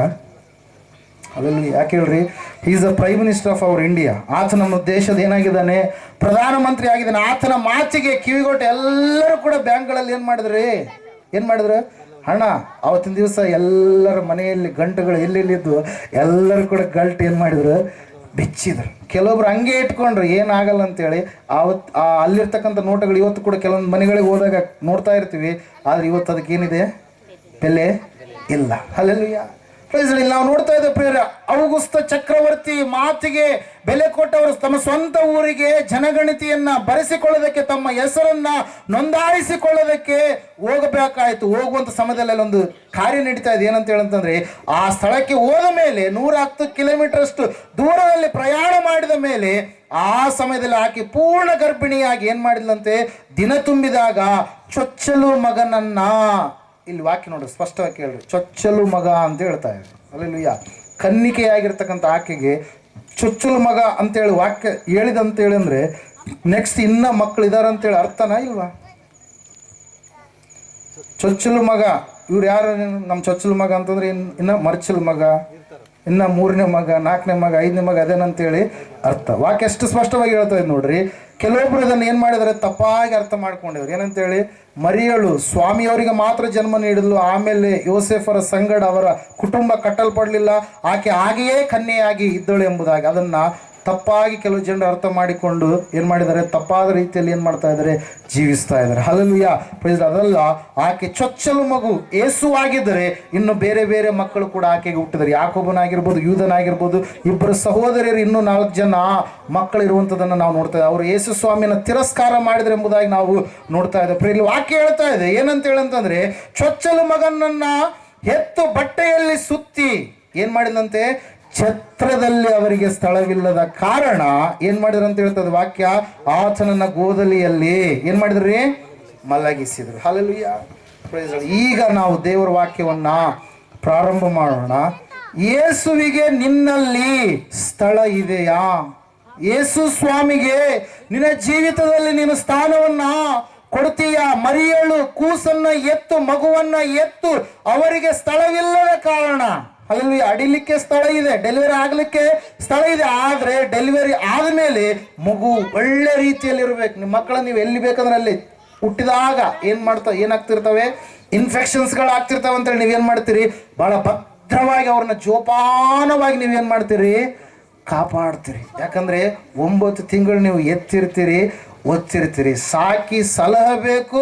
ಮುಂದೆ ಅವರು ನಮ್ಮನ್ನು ನೋಡಿಕೊಳ್ಳುತ್ತಾರೆ, ಮುಂದೆ ನಮ್ಮ ಒಂದು ವಂಶವನ್ನು ಉದ್ಧಾರ ಮಾಡ್ತಾನೆ ಎನ್ನುವಂಥ ಏನೋ ಒಂದು ಆಲೋಚನೆಗಳ ಮೂಲಕವಾಗಿ ನೀವೇನ್ ಮಾಡ್ತಾ ಇರ್ತೀರಿ, ಒಳ್ಳೆ ರೀತಿಯಲ್ಲಿ ಅವ್ರನ್ನ ಸಾಕ್ತಾ ಇರ್ತೀರಿ. ಆದ್ರೆ ಇಲ್ಲಿ ನಾವು ನೋಡ್ತಾ ಇದ್ದೇವೆ, ಯೇಸು ಮಗುವಾಗಿ ಈ ಲೋಕಕ್ಕೆ ಆತನು ಹೊರಟು ಬಂದಾಗ, ಆತನು ಆಕಾಶದಲ್ಲಿ ಪರಲೋಕದಲ್ಲಿ ಇದ್ದಂತ ಆತನು, ವಾಗ್ದಾನಗಳನ್ನು ಕೊಟ್ಟಂತ ಆತನು, ವಾಗ್ದಾನಕ್ಕೆ ಸಂಪೂರ್ಣವಾಗಿ ತಾನು ಅಧೀನನಾಗಿ ಆತನು ವಾಗ್ದಾನವನ್ನು ನೆರವೇರಿಸುವುದಕ್ಕಾಗಿ ವಾಗ್ದಾನ ಪುತ್ರನಾಗಿ ಆತನು ಈ ಲೋಕಕ್ಕೆ ಏನ್ ಮಾಡ್ತಾ ಇದ್ದಾನ್ರಿ, ಹೊರಟು ಬರ್ತಾ ಇದ್ದಾನೆ. ಬಂದಂತ ಸಮಯದಲ್ಲಿ ನಾವು ನೋಡ್ತಾ ಇದ್ದೇವೆ, ಆತನಿಗೆ ಸ್ಥಳವಿಲ್ಲದ ಕಾರಣ ಆತನನ್ನ ಛತ್ರದಲ್ಲಿ ಏನ್ ಮಾಡಿದ್ರಂತ್ರಿ, ಛತ್ರದಲ್ಲಿ ಸ್ಥಳವಿಲ್ಲದ ಕಾರಣ ಆತನನ್ನು ಎಲ್ಲಿ ಮಲಗಿಸಿದ್ರಿ, ಗೋದಲಿಯಲ್ಲಿ ಮಲಗಿಸಿದರು. Hallelujah, praise lord. ನಾವು ನೋಡ್ತಾ ಇದ್ದೇವೆ ಪ್ರಿಯರೇ, ದೇವ್ರ ವಾಕ್ಯ ಹೇಳ್ತಾ ಇದೆ, ಸತ್ಯವೇದ ಹೇಳ್ತಾ ಇದೆ ಸ್ಪಷ್ಟವಾಗಿ. ಏನಂತ ಹೇಳಂತಂದ್ರೆ, ಯೇಸು ಸ್ವಾಮಿ ಈ ಲೋಕಕ್ಕೆ ಆತನು ಹೊರಟು ಬಂದಂತ ಸಮಯದಲ್ಲಿ ಆತನಿಗೆ ಬೆತ್ಲೆಹೇಮಿನಲ್ಲಿ ಏನಿಲ್ಲ, ಸ್ಥಳ ಇಲ್ಲ. ಆತನು ಒಳ್ಳೆ ರೀತಿಯಲ್ಲಿ ಇರುವುದಕ್ಕೆ ಬೆತ್ಲೆಹೇಮಿನಲ್ಲಿ ಸ್ಥಳ ಇಲ್ಲ. ಲೂಕನ ಬರೆಸುವಂತೆ 2ನೇ ಅಧ್ಯಾಯ ಮೊದಲು 7 ವಚನಗಳನ್ನು ನಾವು ನೋಡುವಾಗ ಈ ಅಂಶ ನಮಗೆ ಗೊತ್ತಾಗುತ್ತೆ ಪ್ರಿಯರೇ. ಆ ಸಮಯದಲ್ಲಿ ನಾವು ನೋಡ್ತಾ ಇದ್ದೇವೆ, ಈಜಿಪ್ಟಿಗೆ ಅವ್ರು ಏನಾಗಬೇಕಾಯ್ತು, ಐಗುಪ್ತ ದೇಶಕ್ಕೆ ಓಡಿ ಹೋಗ್ಬೇಕಾಯ್ತು. ಯೆರೂಸಲೇಮಿನಲ್ಲಿಯೂ ಕೂಡ ಆತನಿಗೆ ಏನಿಲ್ಲ, ಯೂದಾಯದಲ್ಲಿಯೂ ಕೂಡ ಆತನಿಗೆ ಸ್ಥಳವಿಲ್ಲ. ಮತ್ತಾಯನ ಬರೆಸುವಂತೆ 2ನೇ ಅಧ್ಯಾಯ 12ರಿಂದ 23 ವಚನಗಳನ್ನು ನಾವು ಓದುವಾಗ, ಐಗುಪ್ತ ದೇಶದಿಂದ ಅವರು ಪುನಃ ಬಂದಂತ ಸಮಯದಲ್ಲಿ ಯೆರೂಸಲೇಮಿನಲ್ಲಿ ಯಾರು ಆಳ್ವಿಕೆ ಮಾಡ್ತಾ ಇದ್ರಿ, ಹೆರೋದನ ಮಗನಾಗಿರ್ತಕ್ಕಂಥ ಅರ್ಕೆಲಾಯನು ಆಳ್ವಿಕೆ ಮಾಡುವಂಥ ಸಮಯದಲ್ಲಿ ಯೋಸೇಫನು ಭಯಪಟ್ಟು ಏನು ಮಾಡಿದ್ರಿ, ಅಲ್ಲಿಗೆ ಹೋಗಲಿಲ್ಲ. ಯಾಕೆ ಹೇಳ್ರಿ, ಅಲ್ಲಿಗೆ ಹೋದ್ರೆ ಕೊಲ್ಲುತ್ತಾರೆ ಎನ್ನುವಂಥ ಒಂದು ಭಯ. ಯಾಕಂದ್ರೆ ಮಗುವನ್ನ ಕಾಪಾಡಿಕೊಳ್ಳಬೇಕು. ಮೋಶೆಯನ್ನ ಯಾವ ರೀತಿಯಾಗಿ ಅವರ ತಂದೆ ತಾಯಿ ಅಕ್ಕ ಮಿರ್ಯಾಮಳು ಕಾಪಾಡಿಕೊಂಡ್ರು, ಆ ಮೋಶೆಯ ಮೂಲಕವಾಗಿ ಯಾವ ರೀತಿಯಾಗಿ ದೊಡ್ಡದಾದಂಥ ಬಿಡುಗಡೆ ರಕ್ಷಣೆ ಇಸ್ರಾಯೇಲರಿಗೆ ಇತ್ತು, ಅದೇ ರೀತಿಯಾಗಿ ಸ್ವಾಮಿಯವರನ್ನ ಕಾಪಾಡಿಕೊಳ್ಳುವುದಕ್ಕಾಗಿ ಮರಿಯಳು ಯೋಸೇಫರು ಎಲ್ಲಿಗೆ ಹೋಗ್ತಾ ಇದ್ದಾರೆ? ಐಗುಪ್ತಕ್ಕೆ ಹೋಗ್ತಾ ಇದ್ದಾರೆ. ಪುನಃ ಯೆರೂಸಲೇಮಿಗೆ ಬರ್ಬೇಕಂತಂದ್ರೆ ಯೆರೂಸಲೇಮಿನಲ್ಲಿ ಅವ್ರಿಗೆ ಏನಿಲ್ಲ ರೀ, ಸ್ಥಳ ಇಲ್ಲ. ಪ್ರೇರ ದೇವರ ವಾಕ್ಯದಲ್ಲಿ ನಾವು ನೋಡ್ತಾ ಇದ್ದೇವೆ. ಆಮೇಲೆ ಗಲಿಲಾಯದ ಒಂದು ಸಮೀಪದಲ್ಲಿ ನಜರೇತು ಸ್ವಂತ ಊರು, ಮತ್ತಾಯನ ಬರೆಸುವಾರ್ತೆ 13ನೇ ಅಧ್ಯಾಯ 53ರಿಂದ 58 ವಚನಗಳನ್ನು ನಾವು ನೋಡುವಾಗ ವಾಕ್ಯ ಹೇಳ್ತಾ ಇದೆ ಏನಂತ ಹೇಳಂತಂದ್ರೆ, ಆತನು ಆ ನಜರೇತಿನಲ್ಲಿ ಅನೇಕ ಅದ್ಭುತ ಅತಿಶಯ ಕಾರ್ಯಗಳನ್ನ ಜರುಗಿಸಿದ್ರು ಕೂಡ ಅಲ್ಲಿರ್ತಕ್ಕಂಥ ಸ್ವಂತ ಜನರು ಆತನನ್ನ ಏನ್ ಮಾಡಿದ್ರಂತ್ರಿ? ತಿರಸ್ಕಾರ ಮಾಡಿದರು. ಆತನನ್ನ ನಂಬಲಿಲ್ಲ, ಆತನನ್ನ ಸಂಪೂರ್ಣವಾಗಿ ಹಿಂಬಾಲಿಸಿ ಅವರು ನಡೆಯಲಿಲ್ಲ. ಯಾರು ತಿರಸ್ಕಾರ ಮಾಡಿದ್ರು? ಸ್ವಂತ ನಜರೇತಿನವರೇ ಏನ್ ಮಾಡಿದ್ರು ಅಂತ ಹೇಳ್ತದೆ ವಾಕ್ಯ, ತಿರಸ್ಕಾರ ಮಾಡಿದ್ರು. ಅಷ್ಟು ಮಾತ್ರವಲ್ಲದೆ ನಾವು ನೋಡ್ತಾ ಇದ್ದೇವೆ 8ನೇ ಅಧ್ಯಾಯ ಮತ್ತಾಯನ ಬರೆಸುವಾರ್ತೆ 28ರಿಂದ 34 ವಚನಗಳು ನಾವು ನೋಡುವಾಗ ಅಲ್ಲಿ ವಾಕ್ಯ ಈ ರೀತಿಯಾಗಿ ಹೇಳ್ತಾ ಇದೆ. ಏನಂತ ಹೇಳಂತಂದ್ರೆ, ಸ್ವಾಮಿಯವರು ಗೆದರ ಸೇನರ ಸೀಮೆಗೆ ಹೋದಂತ ಸಮಯದಲ್ಲಿ ಇಬ್ಬರು ದೆವ್ವ ಹಿಡಿದಂತ ವ್ಯಕ್ತಿಗಳು ನಗ್ನವಾಗಿ ಅವರು ಜೀವಿಸ್ತಾ ಇರಬೇಕಾದ್ರೆ, ಬೆತ್ತಲೆಯಾಗಿ ಜೀವಿಸ್ತಾ ಇರಬೇಕಾದ್ರೆ, ಮನೆಯಲ್ಲಿರಬೇಕಾದಂಥವ್ರು ಸಮಾಧಿಗಳಲ್ಲಿ ವಾಸ ಮಾಡ್ತಾ ಇದ್ದಾರೆ. ಒಳ್ಳೆ ಬಟ್ಟೆಗಳು ಹಾಕಿಕೊಂಡು ಜೀವಿಸಬೇಕಾದಂಥವ್ರು ಬಟ್ಟೆಗಳು ಇರಲಾರದೆ ಜೀವಿಸ್ತಾ ಇದ್ದಾರೆ. ಒಳ್ಳೆ ರೀತಿಯಲ್ಲಿ ತಮ್ಮ ದೇಹವನ್ನು ಶುಭ್ರವಾಗಿ ಇಟ್ಟುಕೊಳ್ಳಬೇಕಾದಂಥವ್ರು ಕಲ್ಲುಗಳನ್ನು ತೆಗೆದುಕೊಂಡು ತಮ್ಮ ದೇಹಗಳನ್ನ ಗಾಯ ಮಾಡಿಕೊಳ್ತಾ ಇದ್ದಾರೆ. ಕುಟುಂಬಕ್ಕೆ ಆಧಾರವಾಗಿರಬೇಕಾದಂಥ ಅವರು ಕುಟುಂಬಕ್ಕೆ ಶಾಪವಾಗಿ ಅವರು ಬದಲಾವಣೆಯಾಗಿ ಭಯಂಕರವಾದಂಥ ಸ್ಥಿತಿಯಲ್ಲಿ ಜೀವಿಸ್ತಾ ಇರಬೇಕಾದ್ರೆ ಯೇಸು ಕ್ರಿಸ್ತನ ಏನ್ ಮಾಡಿದಂತ ಹೇಳುತ್ತೆ ವಾಕ್ಯರೇ, ಆ ಸ್ಥಳಕ್ಕೆ ಹೋಗಿ ಅವರಿಗೆ ಇರುವಂತ ದೆವ್ವಗಳಿಂದ ಅವರಿಗೆ ಏನ್ ಮಾಡಿದ್ದ? ವಿಮುಕ್ತಿಯನ್ನ ಕೊಟ್ಟ, ಬಿಡುಗಡೆಯನ್ನು ಕೊಟ್ಟಾದ ಮೇಲೆ ನಾವು ನೋಡ್ತಾ ಇದ್ವಿ ಅಲ್ಲಿರ್ತಕ್ಕಂಥ ಜನರು ಹೇಳ್ತಾ ಇದ್ದಾರೆ, ಸ್ವಾಮಿ ನೀನು ನಮ್ಮಲ್ಲಿ ಇರಬೇಡ, ನೀನು ನಮ್ಮನ್ನ ಬಿಟ್ಟು ಹೊರಟು ಹೋಗು ಎಂಬುದಾಗಿ ಏನ್ ಮಾಡ್ತಾ ಇದ್ದಾರೆ ಆ ಜನರು ಹೇಳ್ತಾ ಇದ್ದಾರೆ. ಪ್ರೇರ ಗೆದರ ಸೇನರ ಸೀಮೆಯಲ್ಲಿ ಕೂಡ ಆತನಿಗೆ ಏನ್ ಮಾಡಲಿಲ್ಲ, ಜನರು ಸ್ಥಳ ಕೊಡಲಿಲ್ಲ. ಬೆತ್ಲೆಹೇಮಿನಲ್ಲಿ ಕೊಡಲಿಲ್ಲ, ಯೂದ ಯೆರೂಸಲೇಮಿನಲ್ಲಿ ಕೊಡಲಿಲ್ಲ, ಗಲಿಲಾಯದ ನಜರೇತಿನಲ್ಲಿ ಕೊಡಲಿಲ್ಲ, ಗೆದರ ಸೀಮೆಯಲ್ಲಿ ಕೊಡಲಿಲ್ಲ. ಸಮಾರ್ಯಕ್ಕೆ ಆತನು ಹಾದು ಹೋಗಬೇಕಾದಂತ ಒಂದು ಸಂದರ್ಭ ಬಂದಾಗ ಲೂಕನ ಬರೆದ ಸುವಾರ್ತೆ 9ನೇ ಅಧ್ಯಾಯದಲ್ಲಿ 51ರಿಂದ 56 ವಚನಗಳಲ್ಲಿ ನಾವು ನೋಡುವಾಗ ಆತನು ಯೆರೂಸಲೇಮಿಗೆ ಪ್ರಯಾಣವಾಗಿ ಹೋಗಬೇಕಾದ್ರೆ ಸಮಾರ್ಯ ಗ್ರಾಮದಿಂದ ಹೋದ್ರೆ ಆತನಿಗೆ ಬಹಳ ಶಾರ್ಟ್ ಕಟ್ ರೂಟ್ ಅದು. ಹಲ್ಲೆಲೂಯಾ, ಬಹಳ ಸಮೀಪವಾಗಿರ್ತಕ್ಕಂಥ ರೂಟ್. ಯಾಕಂದ್ರೆ ಆತನು ಈ ಲೋಕವನ್ನ ಬಿಟ್ಟು ತಾನು ಯಾವೊಂದು ಕಾರ್ಯಕ್ಕೋಸ್ಕರ ಬಂದಿದ್ದು ಆ ಕಾರ್ಯವನ್ನ ನೆರವೇರಿಸಬೇಕಾದ್ರೆ ಅದಕ್ಕಾಗಿ ಆತನು ಯೆರೂಸಲೇಮಿಗೆ ಹೋಗಬೇಕಾಗಿದೆ. ಅಂತಹ ಸಮಯದಲ್ಲಿ ನಾವು ನೋಡ್ತಾ ಇದ್ದೇವೆ ಅಲ್ಲಿರ್ತಕ್ಕಂಥ ಸಮಾರ್ಯದವರು ಏನ್ ಮಾಡಲಿಲ್ಲ ಅಂತ, ಆತನನ್ನ ಸೇರಿಸಿಕೊಳ್ಳಲಿಲ್ಲ. ಕಾರಣ ಏನಂತಂದ್ರೆ ಯಹೂದ್ಯರಿಗೂ ಸಮಾರ್ಯರಿಗೆ ಏನಿಲ್ಲ ರೀ, ಅವರಿಗೆ ಹೊಂದಾಣಿಕೆ ಇಲ್ಲ. ಅವರು ಒಬ್ಬರನ್ನೊಬ್ಬರು ಏನ್ ಮಾಡಲ್ಲ, ಸೇರಿಸಿಕೊಳ್ತಾ ಇಲ್ಲ. ಯಾಕಂದ್ರೆ ಸಮಾರ್ಯರು ಎಂಥ ಜನರವರು, ಮಿಕ್ಸಪ್ ಆಗಿರ್ತಕ್ಕಂಥ ಜನರು, ದೇವರನ್ನ ನಂಬಲಾರದ ಜನರ ಸಂಗಡ ಅವ್ರು ಏನ್ ಮಾಡ್ಕೊಂಡಿದ್ದಾರೆ, ಮದುವೆಗಳನ್ನ ಮಾಡಿಕೊಂಡು ದೇವರಿಗೆ ವಿರುದ್ಧವಾದಂಥ ರೀತಿಯಲ್ಲಿ ಜೀವಿಸಿದ ಕಾರಣಕ್ಕಾಗಿ ಸಮಾರ್ಯದವರ ಸಂಗಡ ಯಹೂದ್ಯರು ಬಳಕೆಯಲ್ಲಿ ಇರ್ತಾ ಇರಲಿಲ್ಲ. ಪ್ರಿಯರೇ, ಹಲ್ಲೆಲೂಯಾ. ನಾವು ನೋಡ್ತಾ ಇದ್ದೇವೆ ಸಮಾರ್ಯದವರು ಅವರು ದೇವರಿಗೆ ಸ್ಥಳವನ್ನ ಕೊಡಲಿಲ್ಲ. ಯೋಹಾನ ಬರೆದ ಸುವಾರ್ತೆ 1ನೇ ಅಧ್ಯಾಯ 11ನೇ ವಚನದಲ್ಲಿ ನಾವು ನೋಡ್ತಾ ಇದ್ದೇವೆ, ಆತನು ತನ್ನ ಸ್ವಂತ ಜನರಿಗೋಸ್ಕರವಾಗಿ ಹೊರಟು ಬಂದ, ಸ್ವಂತ ಜನರೇ ಆತನಿಗೆ ಏನ್ ಮಾಡಲಿಲ್ಲ ಅಂತ ಹೇಳ್ತಾ ಇದ್ದ ವಾಕ್ಯ ರೀ, ಸ್ಥಳವನ್ನ ಕೊಡಲಿಲ್ಲ, ಆತನನ್ನ ಸೇರಿಸಿಕೊಳ್ಳಲಿಲ್ಲ. ಆತನು ಸ್ವಂತ ಜನರಿಗೋಸ್ಕರವಾಗಿ ಬಂದನು ಎಂಬುದಾಗಿ, ಅಂದ್ರೆ ಯಹೂದ್ಯರಿಗೋಸ್ಕರವಾಗಿ ಆತನು ಬಂದನು.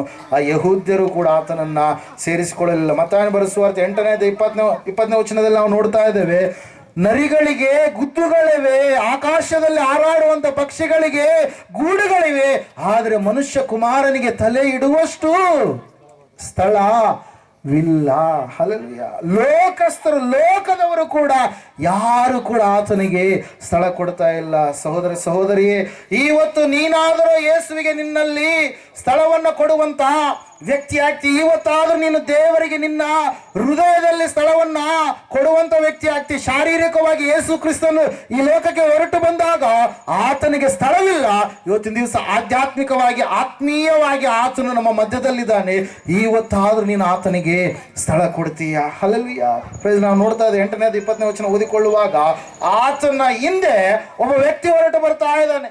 ಸ್ವಾಮಿ, ನಾನು ನಿನ್ನನ್ನು ಹಿಂಬಾಲಿಸುತ್ತೇನೆ, ನೀನು ಎಲ್ಲಿಗೋದ್ರೂ ಕೂಡ ನಾನು ನಿನ್ನ ಹಿಂದೆ ಬರ್ತೀನಿ, ನೀನು ಎಲ್ಲಿ ಇಳ್ಕೊಂಡಿದ್ದೆ ಎಂಬುದಾಗಿ ಸ್ವಾಮಿಯವರನ್ನ ಏನ್ ಮಾಡ್ತಾ ಇದ್ದಾನೆ ಆ ವ್ಯಕ್ತಿ ಕೇಳ್ತಾ ಇದ್ದಾನೆ. ಆಗ ಸ್ವಾಮಿಯವರು ಹೇಳ್ತಾ ಇದ್ದಾರೆ, ನರಿಗಳಿಗೆ ಗುದ್ದುಗಳವೆ, ಆಕಾಶದಲ್ಲಿ ಹಾರಾಡುವಂತ ಪಕ್ಷಿಗಳಿಗೆ ಗೂಡುಗಳಿವೆ, ಇದ್ದಾವೆ, ಆದರೆ ಮನುಷ್ಯ ಕುಮಾರನಿಗೆ ತಲೆ ಇಡುವಷ್ಟು ಸ್ಥಳವಿಲ್ಲ. ಆ ವ್ಯಕ್ತಿಗೆ ಯಾಕೆ ಸ್ವಾಮಿ ಆ ಮಾತನ್ನ ಹೇಳ್ತಾ ಇದ್ದಾರೆ ಎಂಬುದಾಗಿ, ಆ ಮಾತಿನ ಹಿಂದಿರ್ತಕ್ಕಂಥ ಅರ್ಥ ಏನೆಂಬುದಾಗಿ ನಾವು ಮೊದಲನೇದಾಗಿ ಏನ್ ಮಾಡ್ಬೇಕ್ರಿ, ತಿಳಿದುಕೊಳ್ಳುವವರಾಗಬೇಕು. ಯಾಕಂದ್ರೆ ಯೇಸು ಸ್ವಾಮಿ ಪ್ರತಿಯೊಂದು ಮಾತು ಹೇಳ್ತಾ ಇದ್ದಾನಂದ್ರೆ ಅದರ ಹಿಂದೆ ಇರ್ತಕ್ಕಂಥ ಆಳವಾಗಿರ್ತಕ್ಕಂಥ ಸತ್ಯಾಂಶ ಏನಾಗಿದೆ ಎಂಬುದಾಗಿ ನಾವು ಗ್ರಹಿಸಿಕೊಳ್ಳುವವರಾಗಬೇಕು.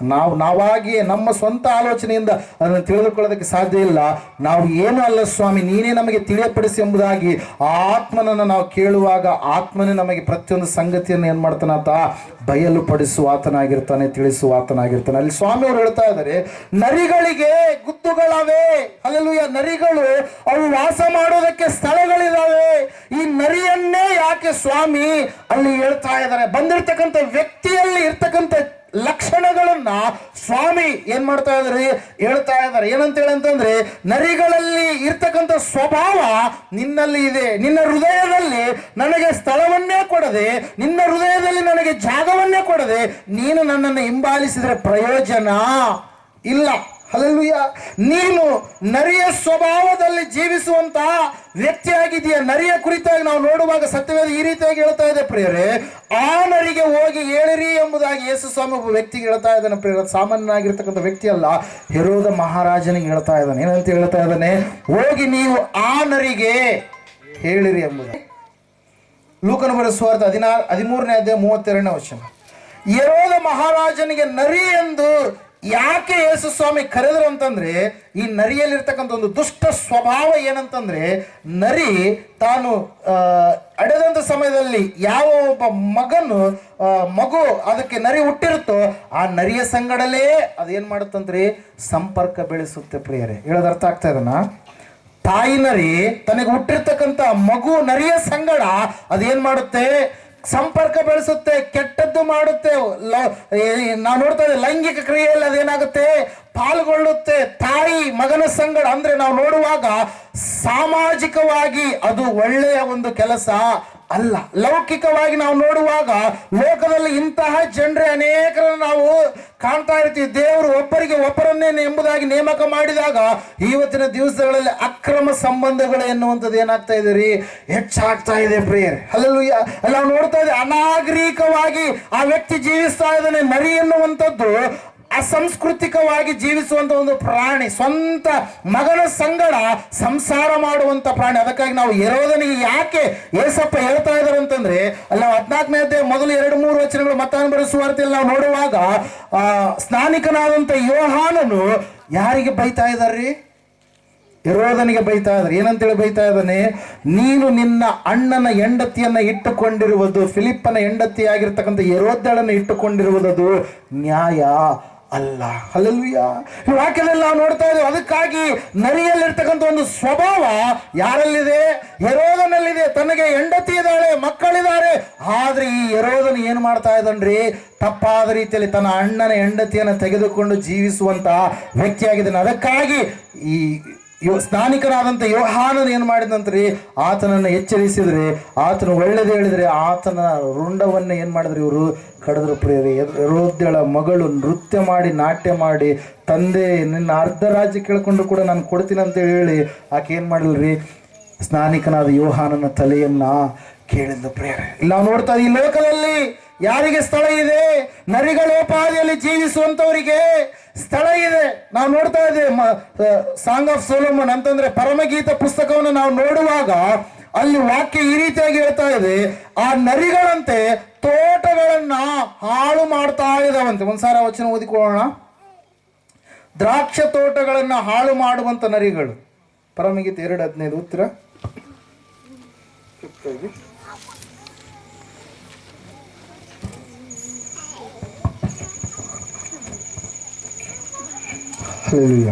ತೋಟಗಳನ್ನ ಹಾಳು ಮಾಡುವ ನರಿ ಮರಿಗಳನ್ನು ಹಿಡಿಯಿರಿ, ನಮ್ಮ ತೋಟಗಳು ಹೂವಾಗಿವೆ ಎಂಬುದಾಗಿ. ಹಲ್ಲೆಲೂಯಾ.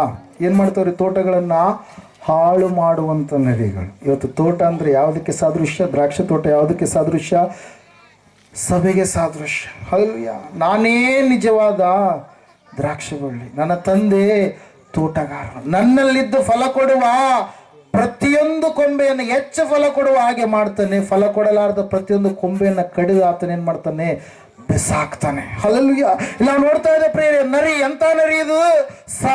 ಸಭೆಯನ್ನ ಹಾಳು ಮಾಡುವಂತ ನರಿ. ಆ ನರಿಗಳಿಗೆ ಈ ಲೋಕದಲ್ಲಿ ಏನಿದೆ ರೀ, ಸ್ಥಳ ಇದೆ, ಆದರೆ ಮನುಷ್ಯ ಕುಮಾರನಿಗೆ ಇಲ್ಲ. ಮತ್ತೆ ಯೇಸು ಸ್ವಾಮಿ ಹೇಳ್ತಾ ಇದ್ರೆ ಏನಂತ ಹೇಳಿ, ಆಕಾಶದಲ್ಲಿ ಹಾರಾಡುವಂತ ಪಕ್ಷಿಗಳು ಎಂಬುದಾಗಿ. ಈ ವ್ಯಕ್ತಿ ಬಂದಿರತಕ್ಕಂಥ ವ್ಯಕ್ತಿಯ ಹೃದಯ ಈ ರೀತಿಯಾಗಿರ್ತಕ್ಕಂಥ ಹೃದಯವಾಗಿದೆ ಪ್ರಿಯರು. 13ನೇ ಅಧ್ಯಾಯದಲ್ಲಿ ನಾವು ನೋಡ್ತಾ ಇದ್ದೇವೆ, ಬಿತ್ತುವವನ ಸಾಮ್ಯವನ್ನು ಯೇಸು ಸ್ವಾಮಿ ಹೇಳ್ತಾ ಇದ್ದಾರೆ. ಬಿತ್ತುವಂತ ಸಮಯದಲ್ಲಿ ಕೆಲವು ಬೀಜಗಳು ಎಲ್ಲಿ ಬಿದ್ದುವಂತ್ರಿ? ದಾರಿಯ ಮಗ್ಗುಲಲ್ಲಿ ಬಿದ್ದು. ಇನ್ನೂ ಕೆಲವು ಬೀಜಗಳು ಎಲ್ಲಿ ಬಿದ್ದುವಂತ್ರಿ? ಬಂಡೆ ನೆಲದ ಮೇಲೆ ಬಿದ್ದು. ಇನ್ನೂ ಕೆಲವು ಬೀಜಗಳು ಎಲ್ಲಿ ಬಿದ್ದುವಂತ್ರಿ? ಮುಳ್ಳು ಗಿಡಗಳಲ್ಲಿ ಬಿದ್ದು. ಕೆಲವು ಬೀಜಗಳು ಎಲ್ಲಿ ಬಿದ್ದುವಂತ್ರಿ? ಒಳ್ಳೆ ನೆಲದಲ್ಲಿ ಬಿದ್ದು. Hallelujah, praise the Lord. ದಾರಿಯ ಮಗ್ಗುಲಲ್ಲಿ ಬಿದ್ದಿರ್ತಕ್ಕಂಥ ಬೀಜಗಳನ್ನ ಯಾರು ಬಂದು ಹೊತ್ಕೊಂಡು ಹೋದ್ರ ಅಂತ ಹೇಳ್ತಾ ವಾಕ್ಯ? ಪಕ್ಷಿ. ಯಾವ ಪಕ್ಷಿ ಅಂತ ಯೇಸು ವರ್ಣನೆ ಮಾಡ್ತಾ ಇದ್ದಾರೆ, ತಿಳಿಸ್ತಾ ಇದ್ದಾರೆ, ಸೈತಾನ ಪಕ್ಷಿಯು. ಹಲ್ಲೆಲೂಯಾ. ಹೃದಯದಲ್ಲಿ ಇವತ್ತಿನ ದಿವಸ ವಾಕ್ಯಕ್ಕೆ ಸ್ಥಾನ ಕೊಡ್ತಾ ಇಲ್ಲ. ಹೃದಯದಲ್ಲಿ ಇವತ್ತಿನ ದಿವಸ ಸೈತಾನನಿಗೆ ಸ್ಥಾನ ಕೊಟ್ಟು ಜೀವಿಸುವವರು ಆಗಿರುವ ಕಾರಣಕ್ಕಾಗಿ ಈ ಹೃದಯವೆನ್ನುವಂತ ಗೂಡಿನಲ್ಲಿ ಯಾರಿದ್ದಾರೆ ಇವತ್ತು? ಸೈತಾನ್ ಇದ್ದಾನೆ. ಹಲ್ಲೆಲೂಯಾ. ಸ್ವಾಮಿಗೆ ಸ್ಥಳ ಇಲ್ಲ, ಅದಕ್ಕಾಗಿ ಸ್ಥಿರವಾಗಿ ಜೀವಿಸುವಂತ ವ್ಯಕ್ತಿತ್ವ ಎಲ್ಲ ಪ್ರಿಯರು. ಅದಕ್ಕಾಗಿ ನಾವು ನೋಡ್ತಾ ಇದ್ದ ಸತ್ಯವೇದ ಹೇಳ್ತಾ ಇದೆ ಸ್ಪಷ್ಟವಾಗಿ, ಆ ವ್ಯಕ್ತಿಗೆ ಸ್ವಾಮಿಯವರು ಉತ್ತರ ಕೊಡ್ತಾ ಇದ್ದಾರೆ. ಏನಂತ ಹೇಳಂತಂದ್ರೆ, ನೀನು ನರಿಗಳಿಗೆ ಗುದ್ದುಗಳವೆ, ಆಕಾಶದಲ್ಲಿ ಹಾರಾಡುವಂಥ ಪಕ್ಷಿಗಳಿಗೆ ಗೂಡುಗಳಿದ್ದಾವೆ, ಆದರೆ ಮನುಷ್ಯ ಕುಮಾರನಿಗೆ ತಲೆ ಇಡುವಷ್ಟು ಸ್ಥಳ ಇಲ್ಲ ಎಂಬುದಾಗಿ. ಹಲ್ಲೆಲೂಯಾ.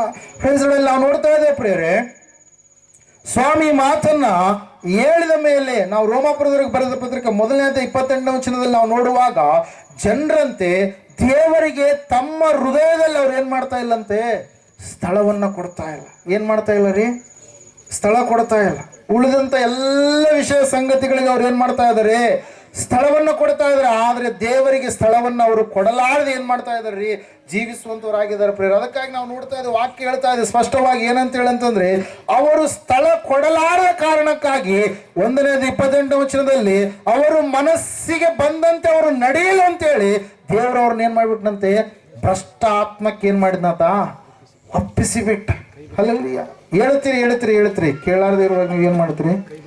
ಕೈ ಬಿಟ್ಬಿಡ್ತೀರಿ. ಹೆಂಗಾದ್ರು ಹಾಳಾಗಬೇಕು, ಹೆಂಗಾದ್ರು ಇರಲಿ, ಎಷ್ಟಂತ ಹೇಳ್ಬೇಕು, ಎಷ್ಟಂತ ಕೇಳಬೇಕು, ಎಷ್ಟಂತ ಇವ್ರನ್ನ ಮುಂದೆ ನಾವು ಹಿಂಗಾಗುತ್ತಂತ ಹೇಳಿದ್ರು ಕೂಡ ಅದೇ ರೀತಿಯಾಗಿ ನಡೆದುಕೊಂಡು ಎಷ್ಟಂತ ಇವ್ರಿಗೆ ಹೇಳ್ಬೇಕಂತೇಳಿ ನೀವು ಹೇಳಿ ಹೇಳಿ ಹೇಳಿ ಸಾಕು ಮಾಡ್ಕೊಂಡು ಏನ್ ಮಾಡ್ಬಿಡ್ತೀರಿ?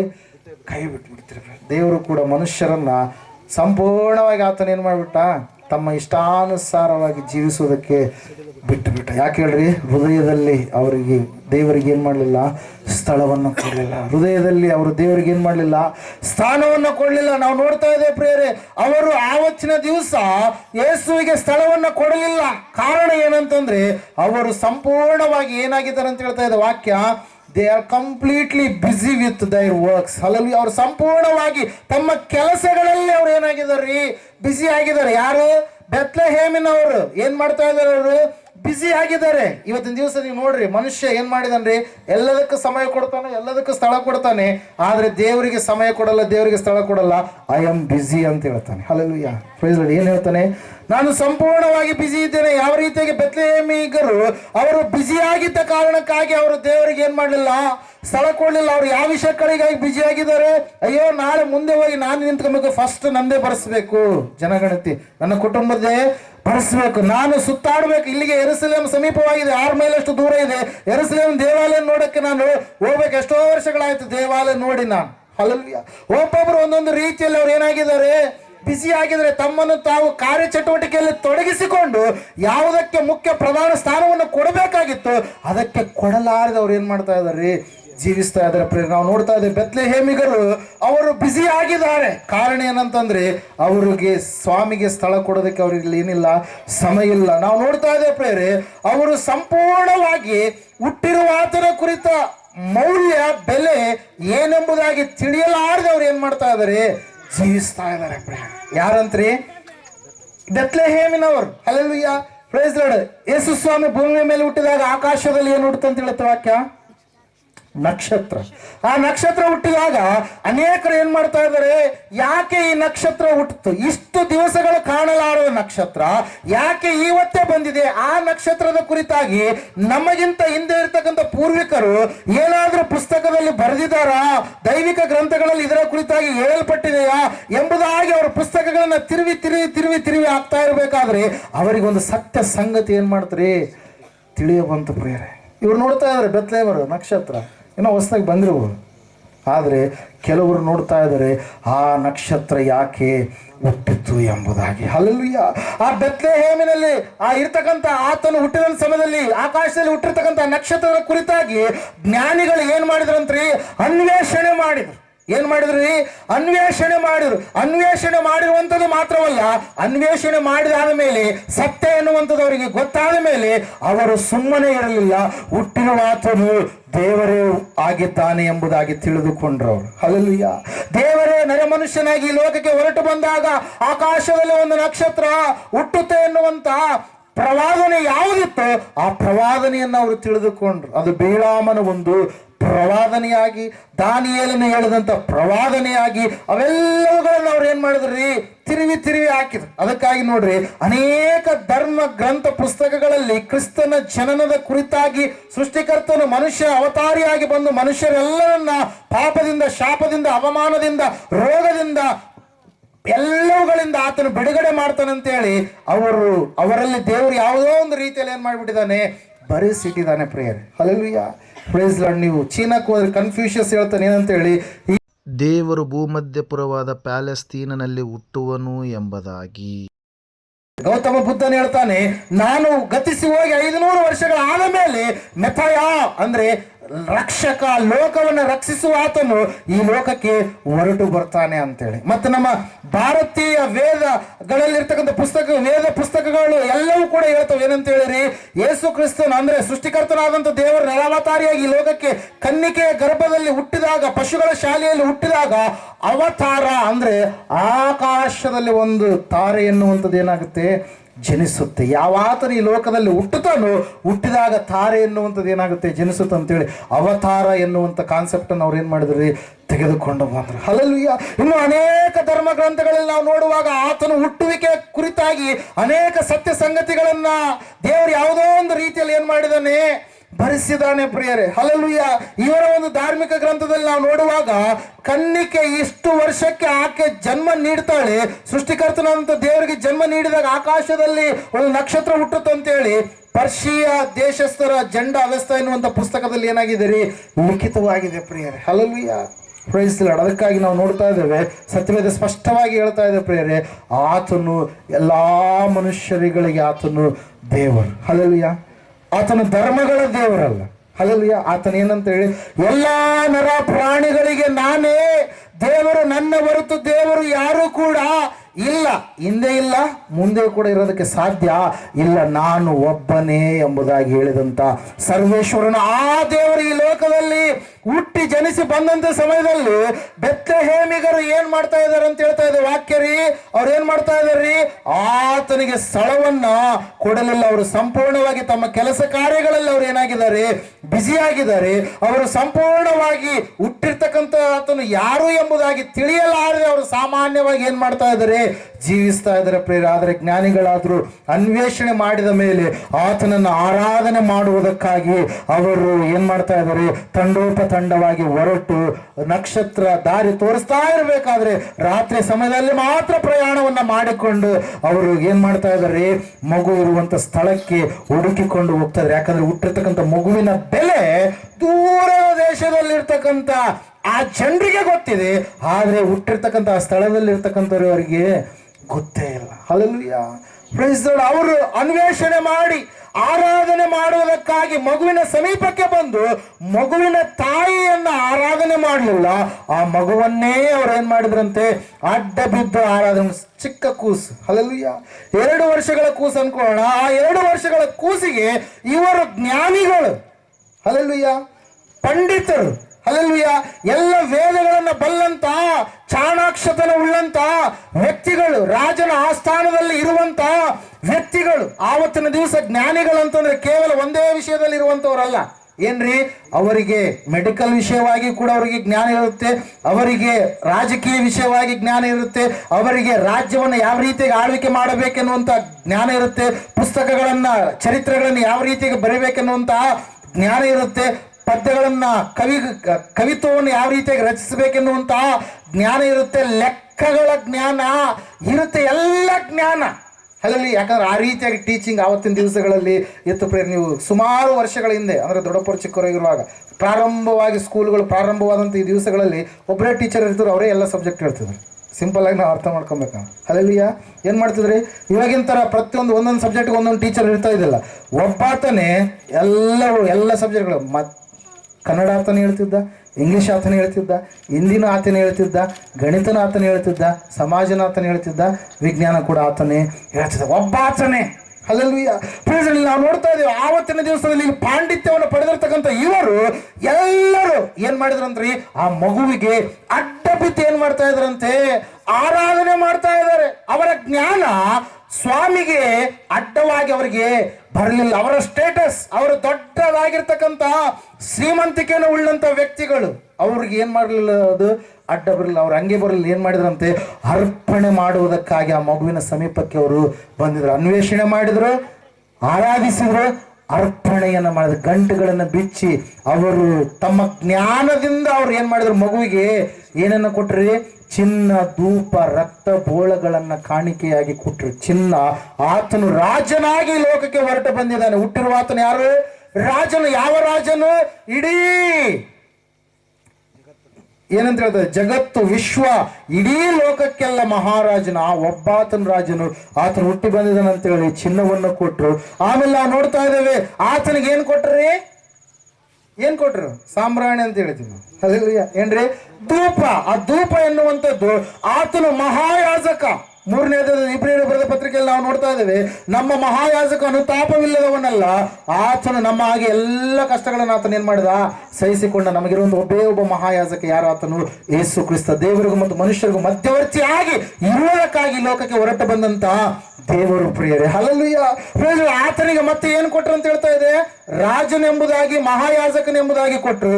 ಮೂರನೇದಾಗಿ ಆತನಿಗೆ ಏನ್ ಕೊಡ್ತಾ ಇದಾರೆ, ರಕ್ತ ಬೋಳವನ್ನು ಕೊಡ್ತಾ ಇದ್ದಾರೆ ಪ್ರಿಯರೇ. ಏನ್ ಕೊಡ್ತಾ ಇದ್ದಾರೆ, ರಕ್ತಬೋಳ. ಅಂದ್ರೆ ಅದು ಔಷಧಿಯ ಗುಣವುಳ್ಳಂಥದ್ದು.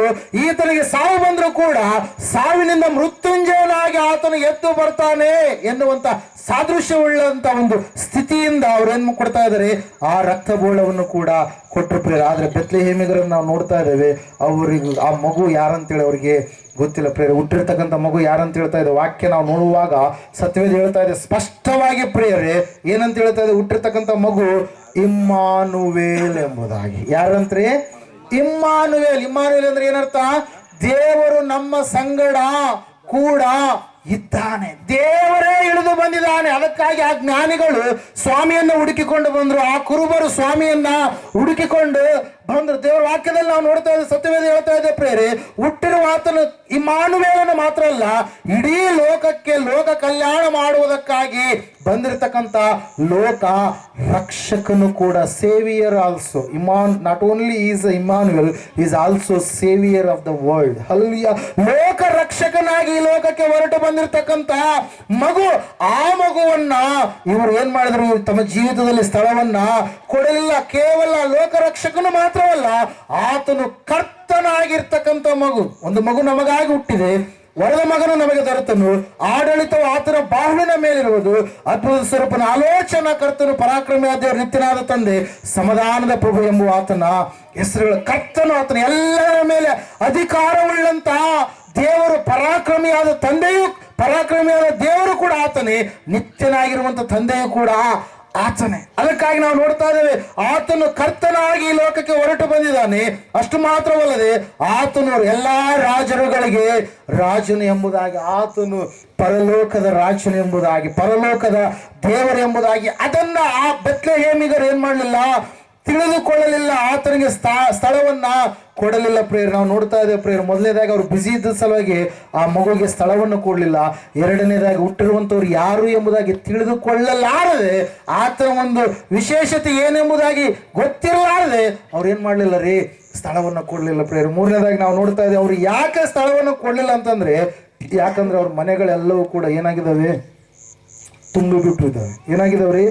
ತುಂಬಿಬಿಟ್ಟಿದ್ದಾವೆ. ಯೇಸು ಸ್ವಾಮಿಗೆ ಸ್ಥಳ ಕೊಡೋದಕ್ಕೆ ಅವರಲ್ಲಿ ಜಾಗ ಇಲ್ಲ. ಅವರು ತಮ್ಮ ಮನೆಗಳನ್ನೆಲ್ಲ ಬೀಗರು ಬಿಜ್ಜರು ಬಂದಿರತಕ್ಕಂಥ ಸಂಬಂಧಿಕರು, ಅನೇಕವಾಗಿರ್ತಕ್ಕಂಥ ವಸ್ತುಗಳು, ಅನೇಕವಾದಂಥ ಸಂಗತಿಗಳ ಮೂಲಕವಾಗಿ ಅವ್ರು ಏನ್ ಮಾಡಿಬಿಟ್ಟಿದ್ದಾರೆ, ಅದನ್ನ ತುಂಬಿಬಿಟ್ಟಿದ್ದಾರೆ. ಅದಕ್ಕಾಗಿ ಸ್ವಾಮಿಗೆ ಸ್ಥಳ ಕೊಡಲಿಕ್ಕೆ ಅವರಲ್ಲಿ ಏನಿಲ್ಲ ರೀ, ಅವಕಾಶ ಇಲ್ಲ. ಅದಕ್ಕಾಗಿ ಅವರು ಸ್ಥಳ ಕೊಡ್ತಾ ಇಲ್ಲ.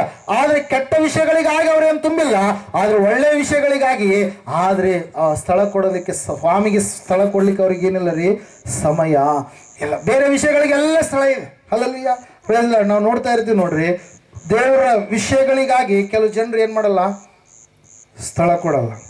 ಕಂಟಿನ್ಯೂ ಆಟೋ ಬೆಳಗ್ಗೆ ಸ್ಟಾರ್ಟ್ ಆದ್ಮೇಲೆ ಮನೆಗೆ ಬರೋವರೆಗೂ ಆಟೋ ನಡೆಸೋದಂದೆ. ಮಧ್ಯದಲ್ಲಿ ಯಾವುದೋ ಒಂದು ಆರಾಧನೆ ಇಲ್ಲ, ದೇವ್ರಿಗೊಂದು ಕೃತಜ್ಞತೆ ಸ್ತೋತ್ರ ಇಲ್ಲ, ದೇವರಿಗೆ ಪ್ರಾರ್ಥನೆ ಇಲ್ಲ. ಹೊಲಕ್ಕೆ ಆಯ್ತು ಎಷ್ಟು ತಿಂಗಳು, 4-6 ತಿಂಗಳು. ಈ ಕಡೆ ನಮ್ಮ ಕಡೆ 4 ತಿಂಗಳು ಬೆಳೆ, ಈ ಕಡೆ 6 ತಿಂಗಳು ಬೆಳೆ ಅನ್ಸುತ್ತೆ. ಹತ್ತಿ ಎಷ್ಟು ತಿಂಗಳು ಬರುತ್ತೆ ಉಚ್ಚಪುರ? ಹತ್ತಿ ಎಷ್ಟು ತಿಂಗಳು? 4 ತಿಂಗಳಿಗೆ 6 ತಿಂಗಳಿಗೆ ಬರುವಂಥದ್ದು. ಅಲ್ಲಿ ಬೇರೆ ಬೇರೆ ಆಯ್ತು. ಅದೇ ಕೆಲಸ ದೇವರಿಗೆ ಸ್ಥಳವನ್ನ ಕೊಡಲ್ಲ. ಆಯ್ತು, ಮಕ್ಕಳು ಬಟ್ಟೆ ಬರೆ ಅದು ಇದು ಅಂತೇಳಿ ಆಯ್ತು, ಎಲ್ಲ ಇದಕ್ಕೆ ಸಮಯ ಇರುತ್ತೆ. ಏಸಪ್ಪ ಆಯ್ತು, ಗುಡ್ ಬೈ ಟಾಟಾ. ಅಲ್ಲಿ ಯಾವಾಗ ಊಟ ಮಾಡುವ ಕೆಲವೊಬ್ರು ಮಾಡ್ತಾರೆ ಪ್ರಾರ್ಥನೆ, ಇಲ್ಲ ಅಂತಂದ್ರೆ ಎಲ್ಲ. ನಮ್ಮ ಸಂಗತಿಗಳಿಗೋಸ್ಕರವಾಗಿಯೇ ನಾವು ಜೀವಿಸುವವರಾಗಿ ಸ್ವಾಮಿಗೆ ನಾವೇನ್ ಮಾಡ್ತಾ ಇಲ್ಲ, ಸ್ಥಳವನ್ನ ಕೊಡ್ತಾ ಇಲ್ಲ. ನಾವು ದೇವರ ವಾಕ್ಯದಲ್ಲಿ ನಾವು ನೋಡ್ತಾ ಇದ್ದೇವೆ, ಬೆತ್ಲೆಹೇಮಿಗರು ಅವ್ರು ಏನ್ ಮಾಡಿದ್ರು ಅಂತ ಹೇಳ್ತೇವೆ ವಾಕ್ಯ. ಮೊದಲನೇದಾಗಿ ಅವ್ರು ಬಿಸಿ ನಾವು ಬಿಸಿ ಇದೀವಪ್ಪ, ನಾನು ನಿಮ್ಗೆ ಸ್ಥಳ ಕೊಡೋಕ್ಕೆ ನಮ್ಮ ಹತ್ರ ಸಮಯ ಇಲ್ಲ. ಎರಡನೇದಾಗಿ ಹುಟ್ಟಿರ್ತಕ್ಕಂಥ ವ್ಯಕ್ತಿಯ ಮೌಲ್ಯ, ವಿಶೇಷತೆ, ಬೆಲೆ ಏನಾಗಿದೆ ಎಂಬುದಾಗಿ ಅವರು ಏನಂತ ಹೇಳ್ತಾ ಇದ್ದ ವಾಕ್ಯ, ತಿಳಿದುಕೊಳ್ಳಲಾರದೆ ಅವ್ರು ಏನ್ ಮಾಡಲಿಲ್ಲ, ಆತನಿಗೆ ಸ್ಥಳವನ್ನು ಕೊಡಲಿಲ್ಲ. ಇವತ್ತು ನೀವು ತಿಳ್ಕೊಂಡವರಾಗಿದ್ರಿ, ನಮ್ಮ ದೇವರು ಇಮ್ಮಾನುವೇಲ್ ಅಂತೇಳಿ ಗೊತ್ತು, ನಮ್ಮ ದೇವರು ರಕ್ಷಕನ ಅಂತೇಳಿ ಗೊತ್ತು, ನಮ್ಮ ದೇವರು ಪಾಪಿಗಳಿಗೋಸ್ಕರವಾಗಿ ರಕ್ತ ಸುರಿಸಿದಂತ ಪರಿಶುದ್ಧ ಪಾವನ ಮೂರ್ತಿ ಅಂತೇಳಿ ಗೊತ್ತು, ನಮ್ಮ ದೇವರಾಗೆ ಮತ್ತೊಬ್ಬರು ಯಾರು ಇಲ್ಲ, ಆತನೊಬ್ಬ ಆತನ ದೇವರು ಅಂತೇಳಿ ಗೊತ್ತು, ಆತನೇ ಮರಣವನ್ನ ಗೆದ್ದು ಎದ್ದು ಬಂದಿದ್ದಾನಂತೇಳಿಯೂ ಕೂಡ ಗೊತ್ತು. ಆದ್ರೆ ಆತನಿಗೆ ಮಾತ್ರ ನಾವೇನ್ ಮಾಡಲ್ಲ, ಸ್ಥಳ ಕೊಡಲ್ಲ. ಅದಕ್ಕಾಗಿ ವಾಕ್ಯದಲ್ಲಿ ನಾವು ನೋಡ್ತಾ ಇದ್ದೇವೆ ಪ್ರೇರಿ, ಬೆತ್ಲೆಹೇಮಿಗರು ಅಲ್ಲ ಸಲ್ಲದ ವಿಷಯ ಸಂಗತಿಗಳಿಗೋಸ್ಕರವಾಗಿ ಸ್ಥಳವನ್ನು ಕೊಟ್ಟು ಹೊರತಾಗಿ ದೇವರಿಗೆ ಮಾತ್ರ ಅವ್ರು ಏನ್ ಮಾಡಲಿಲ್ಲ, ಸ್ಥಳವನ್ನು ಕೊಡಲಿಲ್ಲ ಪ್ರೇರೆ. ಅವ್ರು ಅಂದುಕೊಂಡ್ರು ಪ್ರೇರೆ. 4ನೇದಾಗ ಅವ್ರು ಯಾಕೆ ಸ್ಥಳ ಕೊಡಲಿಲ್ಲ ಅಂದ್ರೆ, ಅವ್ರ ಆಲೋಚನೆಗಳೇ ಬೇರೆ ಆಗಿದ್ದು, ಅವ್ರ ಉದ್ದೇಶಗಳೇ ಬೇರೆ ಆಗಿದ್ದು, ಅವ್ರು ಅಂದುಕೊಂಡಿರ್ತಕ್ಕಂಥ ಸಂಗತಿಗಳೇ ಬೇರೆ ಆಗಿದ್ದು, ಅವ್ರ ಎಕ್ಸ್ಪೆಕ್ಟೇಷನ್ ನಿರೀಕ್ಷೆಗಳೇ ಬೇರೆ ಆಗಿದ್ದು. ರಕ್ಷಕನು ಹುಟ್ಟುವಾಗ ಆತನು ಅರಮನೆಯಲ್ಲಿ ಹುಟ್ಟುತ್ತಾನೆ ಎಂಬುದಾಗಿ ಅವರು ನೆನೆಸಿದ್ರು. ರಕ್ಷಕನು ಹುಟ್ಟುವಾಗ ಆತನು ಒಳ್ಳೆ ಪೊಲಿಟಿಕಲ್ ಬ್ಯಾಕ್ ಗ್ರೌಂಡ್ ಇರ್ತಕ್ಕಂಥ ವ್ಯಕ್ತಿಯಾಗಿ ಹುಟ್ಟುತ್ತಾನೆ ಎಂಬುದಾಗಿ ಅವರು ನೆನೆಸಿದ್ರು. ರಕ್ಷಕನು ಹುಟ್ಟುವಾಗ ಒಂದು ಧಾರ್ಮಿಕ ಕೇಂದ್ರದಲ್ಲಿ, ಸ್ಥಳದಲ್ಲಿ, ಸಮೀಪದಲ್ಲಿ ಆತನು ಹುಟ್ಟುತ್ತಾನೆ ಎಂಬುದಾಗಿ ನೆನೆಸಿದ್ರು. ರಕ್ಷಕನು ಹುಟ್ಟುವಾಗ ಆತನು ಆಡಂಬರದ ಒಂದು ಜೀವಿತವನ್ನು ಜೀವಿಸ್ತಾನೆ ಎಂಬುದಾಗಿ ಅವರು ನಿರೀಕ್ಷಿಸಿದವರಾಗಿದ್ರು. ಆದ್ರೆ ಯೇಸು ಅದಕ್ಕೆಲ್ಲಕ್ಕಿಂತಲೂ ವ್ಯತ್ಯಾಸವಾಗಿ ಆತನ ಏನ್ ಮಾಡಿದ್ದಾರೆ, ದೀನನಾಗಿ ಜ್ಞಾನಿಗಳು ಹಿಂಬಾಲಿಸುವಂತ ಒಳ್ಳೆಯ ಮುತ್ತಾಗಿ ಆತನು ಎಲ್ಲಿ ಹುಟ್ಟಿದ್ದಾರೆ, ಬೆತ್ಲೆಹೇಮಿನಲ್ಲಿ. ತಿರಸ್ಕಾರಕ್ಕೆ ಒಳಪಟ್ಟಂತ ಒಂದು ಸ್ಥಳ ಎಂಬುದಾಗಿ ಆವತ್ತಿನ ಒಂದು ಸಂದರ್ಭಗಳನ್ನು ನಾವು ನೋಡೋದು. ಅದರಲ್ಲೇನು ದೊಡ್ಡ ಪೊಲಿಟಿಕಲ್ ಬ್ಯಾಕ್ ಗ್ರೌಂಡ್ ಇರ್ತಕ್ಕಂಥ ಒಂದು ದೊಡ್ಡ ಪಟ್ಟಣ ಅಲ್ಲ, ಹಿಂದೆ ಇತ್ತು ಆ ಸಂದರ್ಭದಲ್ಲಿ. ಅಲ್ಲಿ ಯೆರೂಸಲೇಮಿನಲ್ಲಿ ಆದರೂ ಹೆರೋದ ಮಹಾರಾಜನ ಏನಿತ್ತು, ಅರಮನೆ ಇತ್ತು, ಅಲ್ಲಿ ದೇವಾಲಯ ಇತ್ತು, ಅಲ್ಲಿ ಹುಟ್ಟುತ್ತಾರೆ ಎಂಬುದಾಗಿ ಅವ್ರು ನೆನೆಸಿದ್ರೇನು. ಆದ್ರೆ ಸ್ವಾಮಿ ಎಲ್ಲಿ ಹುಟ್ಟಿದ್ನರಿ, ಬೆತ್ಲೆಹೇಮಿನಲ್ಲಿ. ಪ್ರವಾದನೆ ಎಫ್ರಾತದ ಬೆತ್ಲೆಹೇಮಿ, ನೀನು ಎಲ್ಲಾ ಗ್ರಾಮಗಳಲ್ಲಿ ಚಿಕ್ಕದಾಗಿದ್ರು ಕೂಡ ಆಳತಕ್ಕವನು ಎಲ್ಲಿಂದ ಹೊರಡ್ತಾನೆ, ನಿನ್ನಿಂದ ಹೊರಡ್ತಾನೆ ಎಂಬುದಾಗಿ. ಹಲ್ಲೆಲೂಯಾ. ನಮ್ಮ ಆಲೋಚನೆಗಳೇ ಬೇರೆ, ದೇವರ ಆಲೋಚನೆಗಳೇ ಬೇರೆ. ನಾವು ಅಂದುಕೊಳ್ತೀವಿ ಅದು ಇದ್ದು ಅಂತೇಳಿ, ಆದ್ರೆ ದೇವರ ಆಲೋಚನೆಗಳು ಯಾವಾಗಲೂ ಕೂಡ ನಮಗಿಂತ ಉತ್ತಮ, ಉನ್ನತ, ಆಶೀರ್ವಾದಕರವಾಗಿರ್ತಕ್ಕಂಥ ಆಲೋಚನೆಗಳಾಗಿ ಇರ್ತವೆ ಪ್ರೇರೆ. ದೇವರ ವಾಕ್ಯದಲ್ಲಿ ನಾವು ನೋಡ್ತಾ ಇದ್ದೇವೆ ಪ್ರೇರೆ, ಇವರು ನಿರೀಕ್ಷಿಸಿದ್ದೇ ಬೇರೆ, ಅಲ್ಲಿ ಸಂಭವಿಸಿದ್ದೇ ಬೇರೆ. ಇವರು ನಿರೀಕ್ಷಿಸಿದ್ರು ಏನಂತೇಳಿ, ಸ್ವಾಮಿ ಈ ರೀತಿಯಾಗಿ ದೀನನಾಗಿ ಬರೋದಿಲ್ಲ, ಆತನು ಐಶ್ವರ್ಯವಂತನಾಗಿ ಬರ್ತಾನೆ, ಆತನ ಗ್ರ್ಯಾಂಡ್ ಆಗಿ ಬರ್ತಾನೆ ಎಂಬುದಾಗಿ ಅವರು ನೋಡಿದ್ರು. ಆದ್ರೆ ಆತನ ಹೆಂಗ್ ಬಂದರಿ, ದೀನನಾಗಿ ಬಂದ. ಅದಕ್ಕಾಗಿ ಅವರು ಆತನಿಗೆ ಏನ್ ಮಾಡಲಿಲ್ಲ, ಸ್ಥಳ ಕೊಡಲಿಲ್ಲ ಪ್ರೇರೆ. ಇವತ್ತು ಕೂಡ ಸಭೆಯಲ್ಲಿ ನೋಡ್ರಿ, ಹಲ್ಲೆಲೂಯಾ, ಪ್ರೈಸ್ ದಿ ಲಾರ್ಡ್. ದೊಡ್ಡದಾಗಿರ್ತಕ್ಕಂಥ ಕೂಟಗಳಿಗೆ ಮಾತ್ರ ಕೆಲವು ಜನರು ಏನ್ ಮಾಡ್ತಾರೆ, ಪ್ರಾಧಾನ್ಯತೆ ಕೊಡ್ತಾರೆ. ಅಲ್ಲಿ ಮಾತ್ರ ಸ್ವಾಮಿ ಇರ್ತಾನೆ, ಅಲ್ಲಿ ಮಾತ್ರ ಆತ್ಮ ಮೂವ್ ಆಗುತ್ತೆ ಅಂತೇಳಿ ಅವ್ರು ಏನ್ ಮಾಡ್ತಾರೆ, ತಿಳಿದುಕೊಳ್ಳುವವರಾಗಿರ್ತಾರೆ. ಹಲ್ಲೆಲೂಯಾ. ಕೆಲವು ಜನರು ಅನ್ಕೊಳ್ತಾರೆ, ಅಲ್ಲಿ ದೊಡ್ಡ ಮಿರಾಕಲ್ ಮಿನಿಸ್ಟ್ರಿ ಇದೆ, ಅದ್ಭುತಗಳ ಒಂದು ಮಹೋತ್ಸವ ಇದೆ, ಅಲ್ಲಿ ಮಾತ್ರ ದೇವರು ಇರ್ತಾನೆ ಅಂತೇಳಿ. ಹಲ್ಲೆಲೂಯಾ.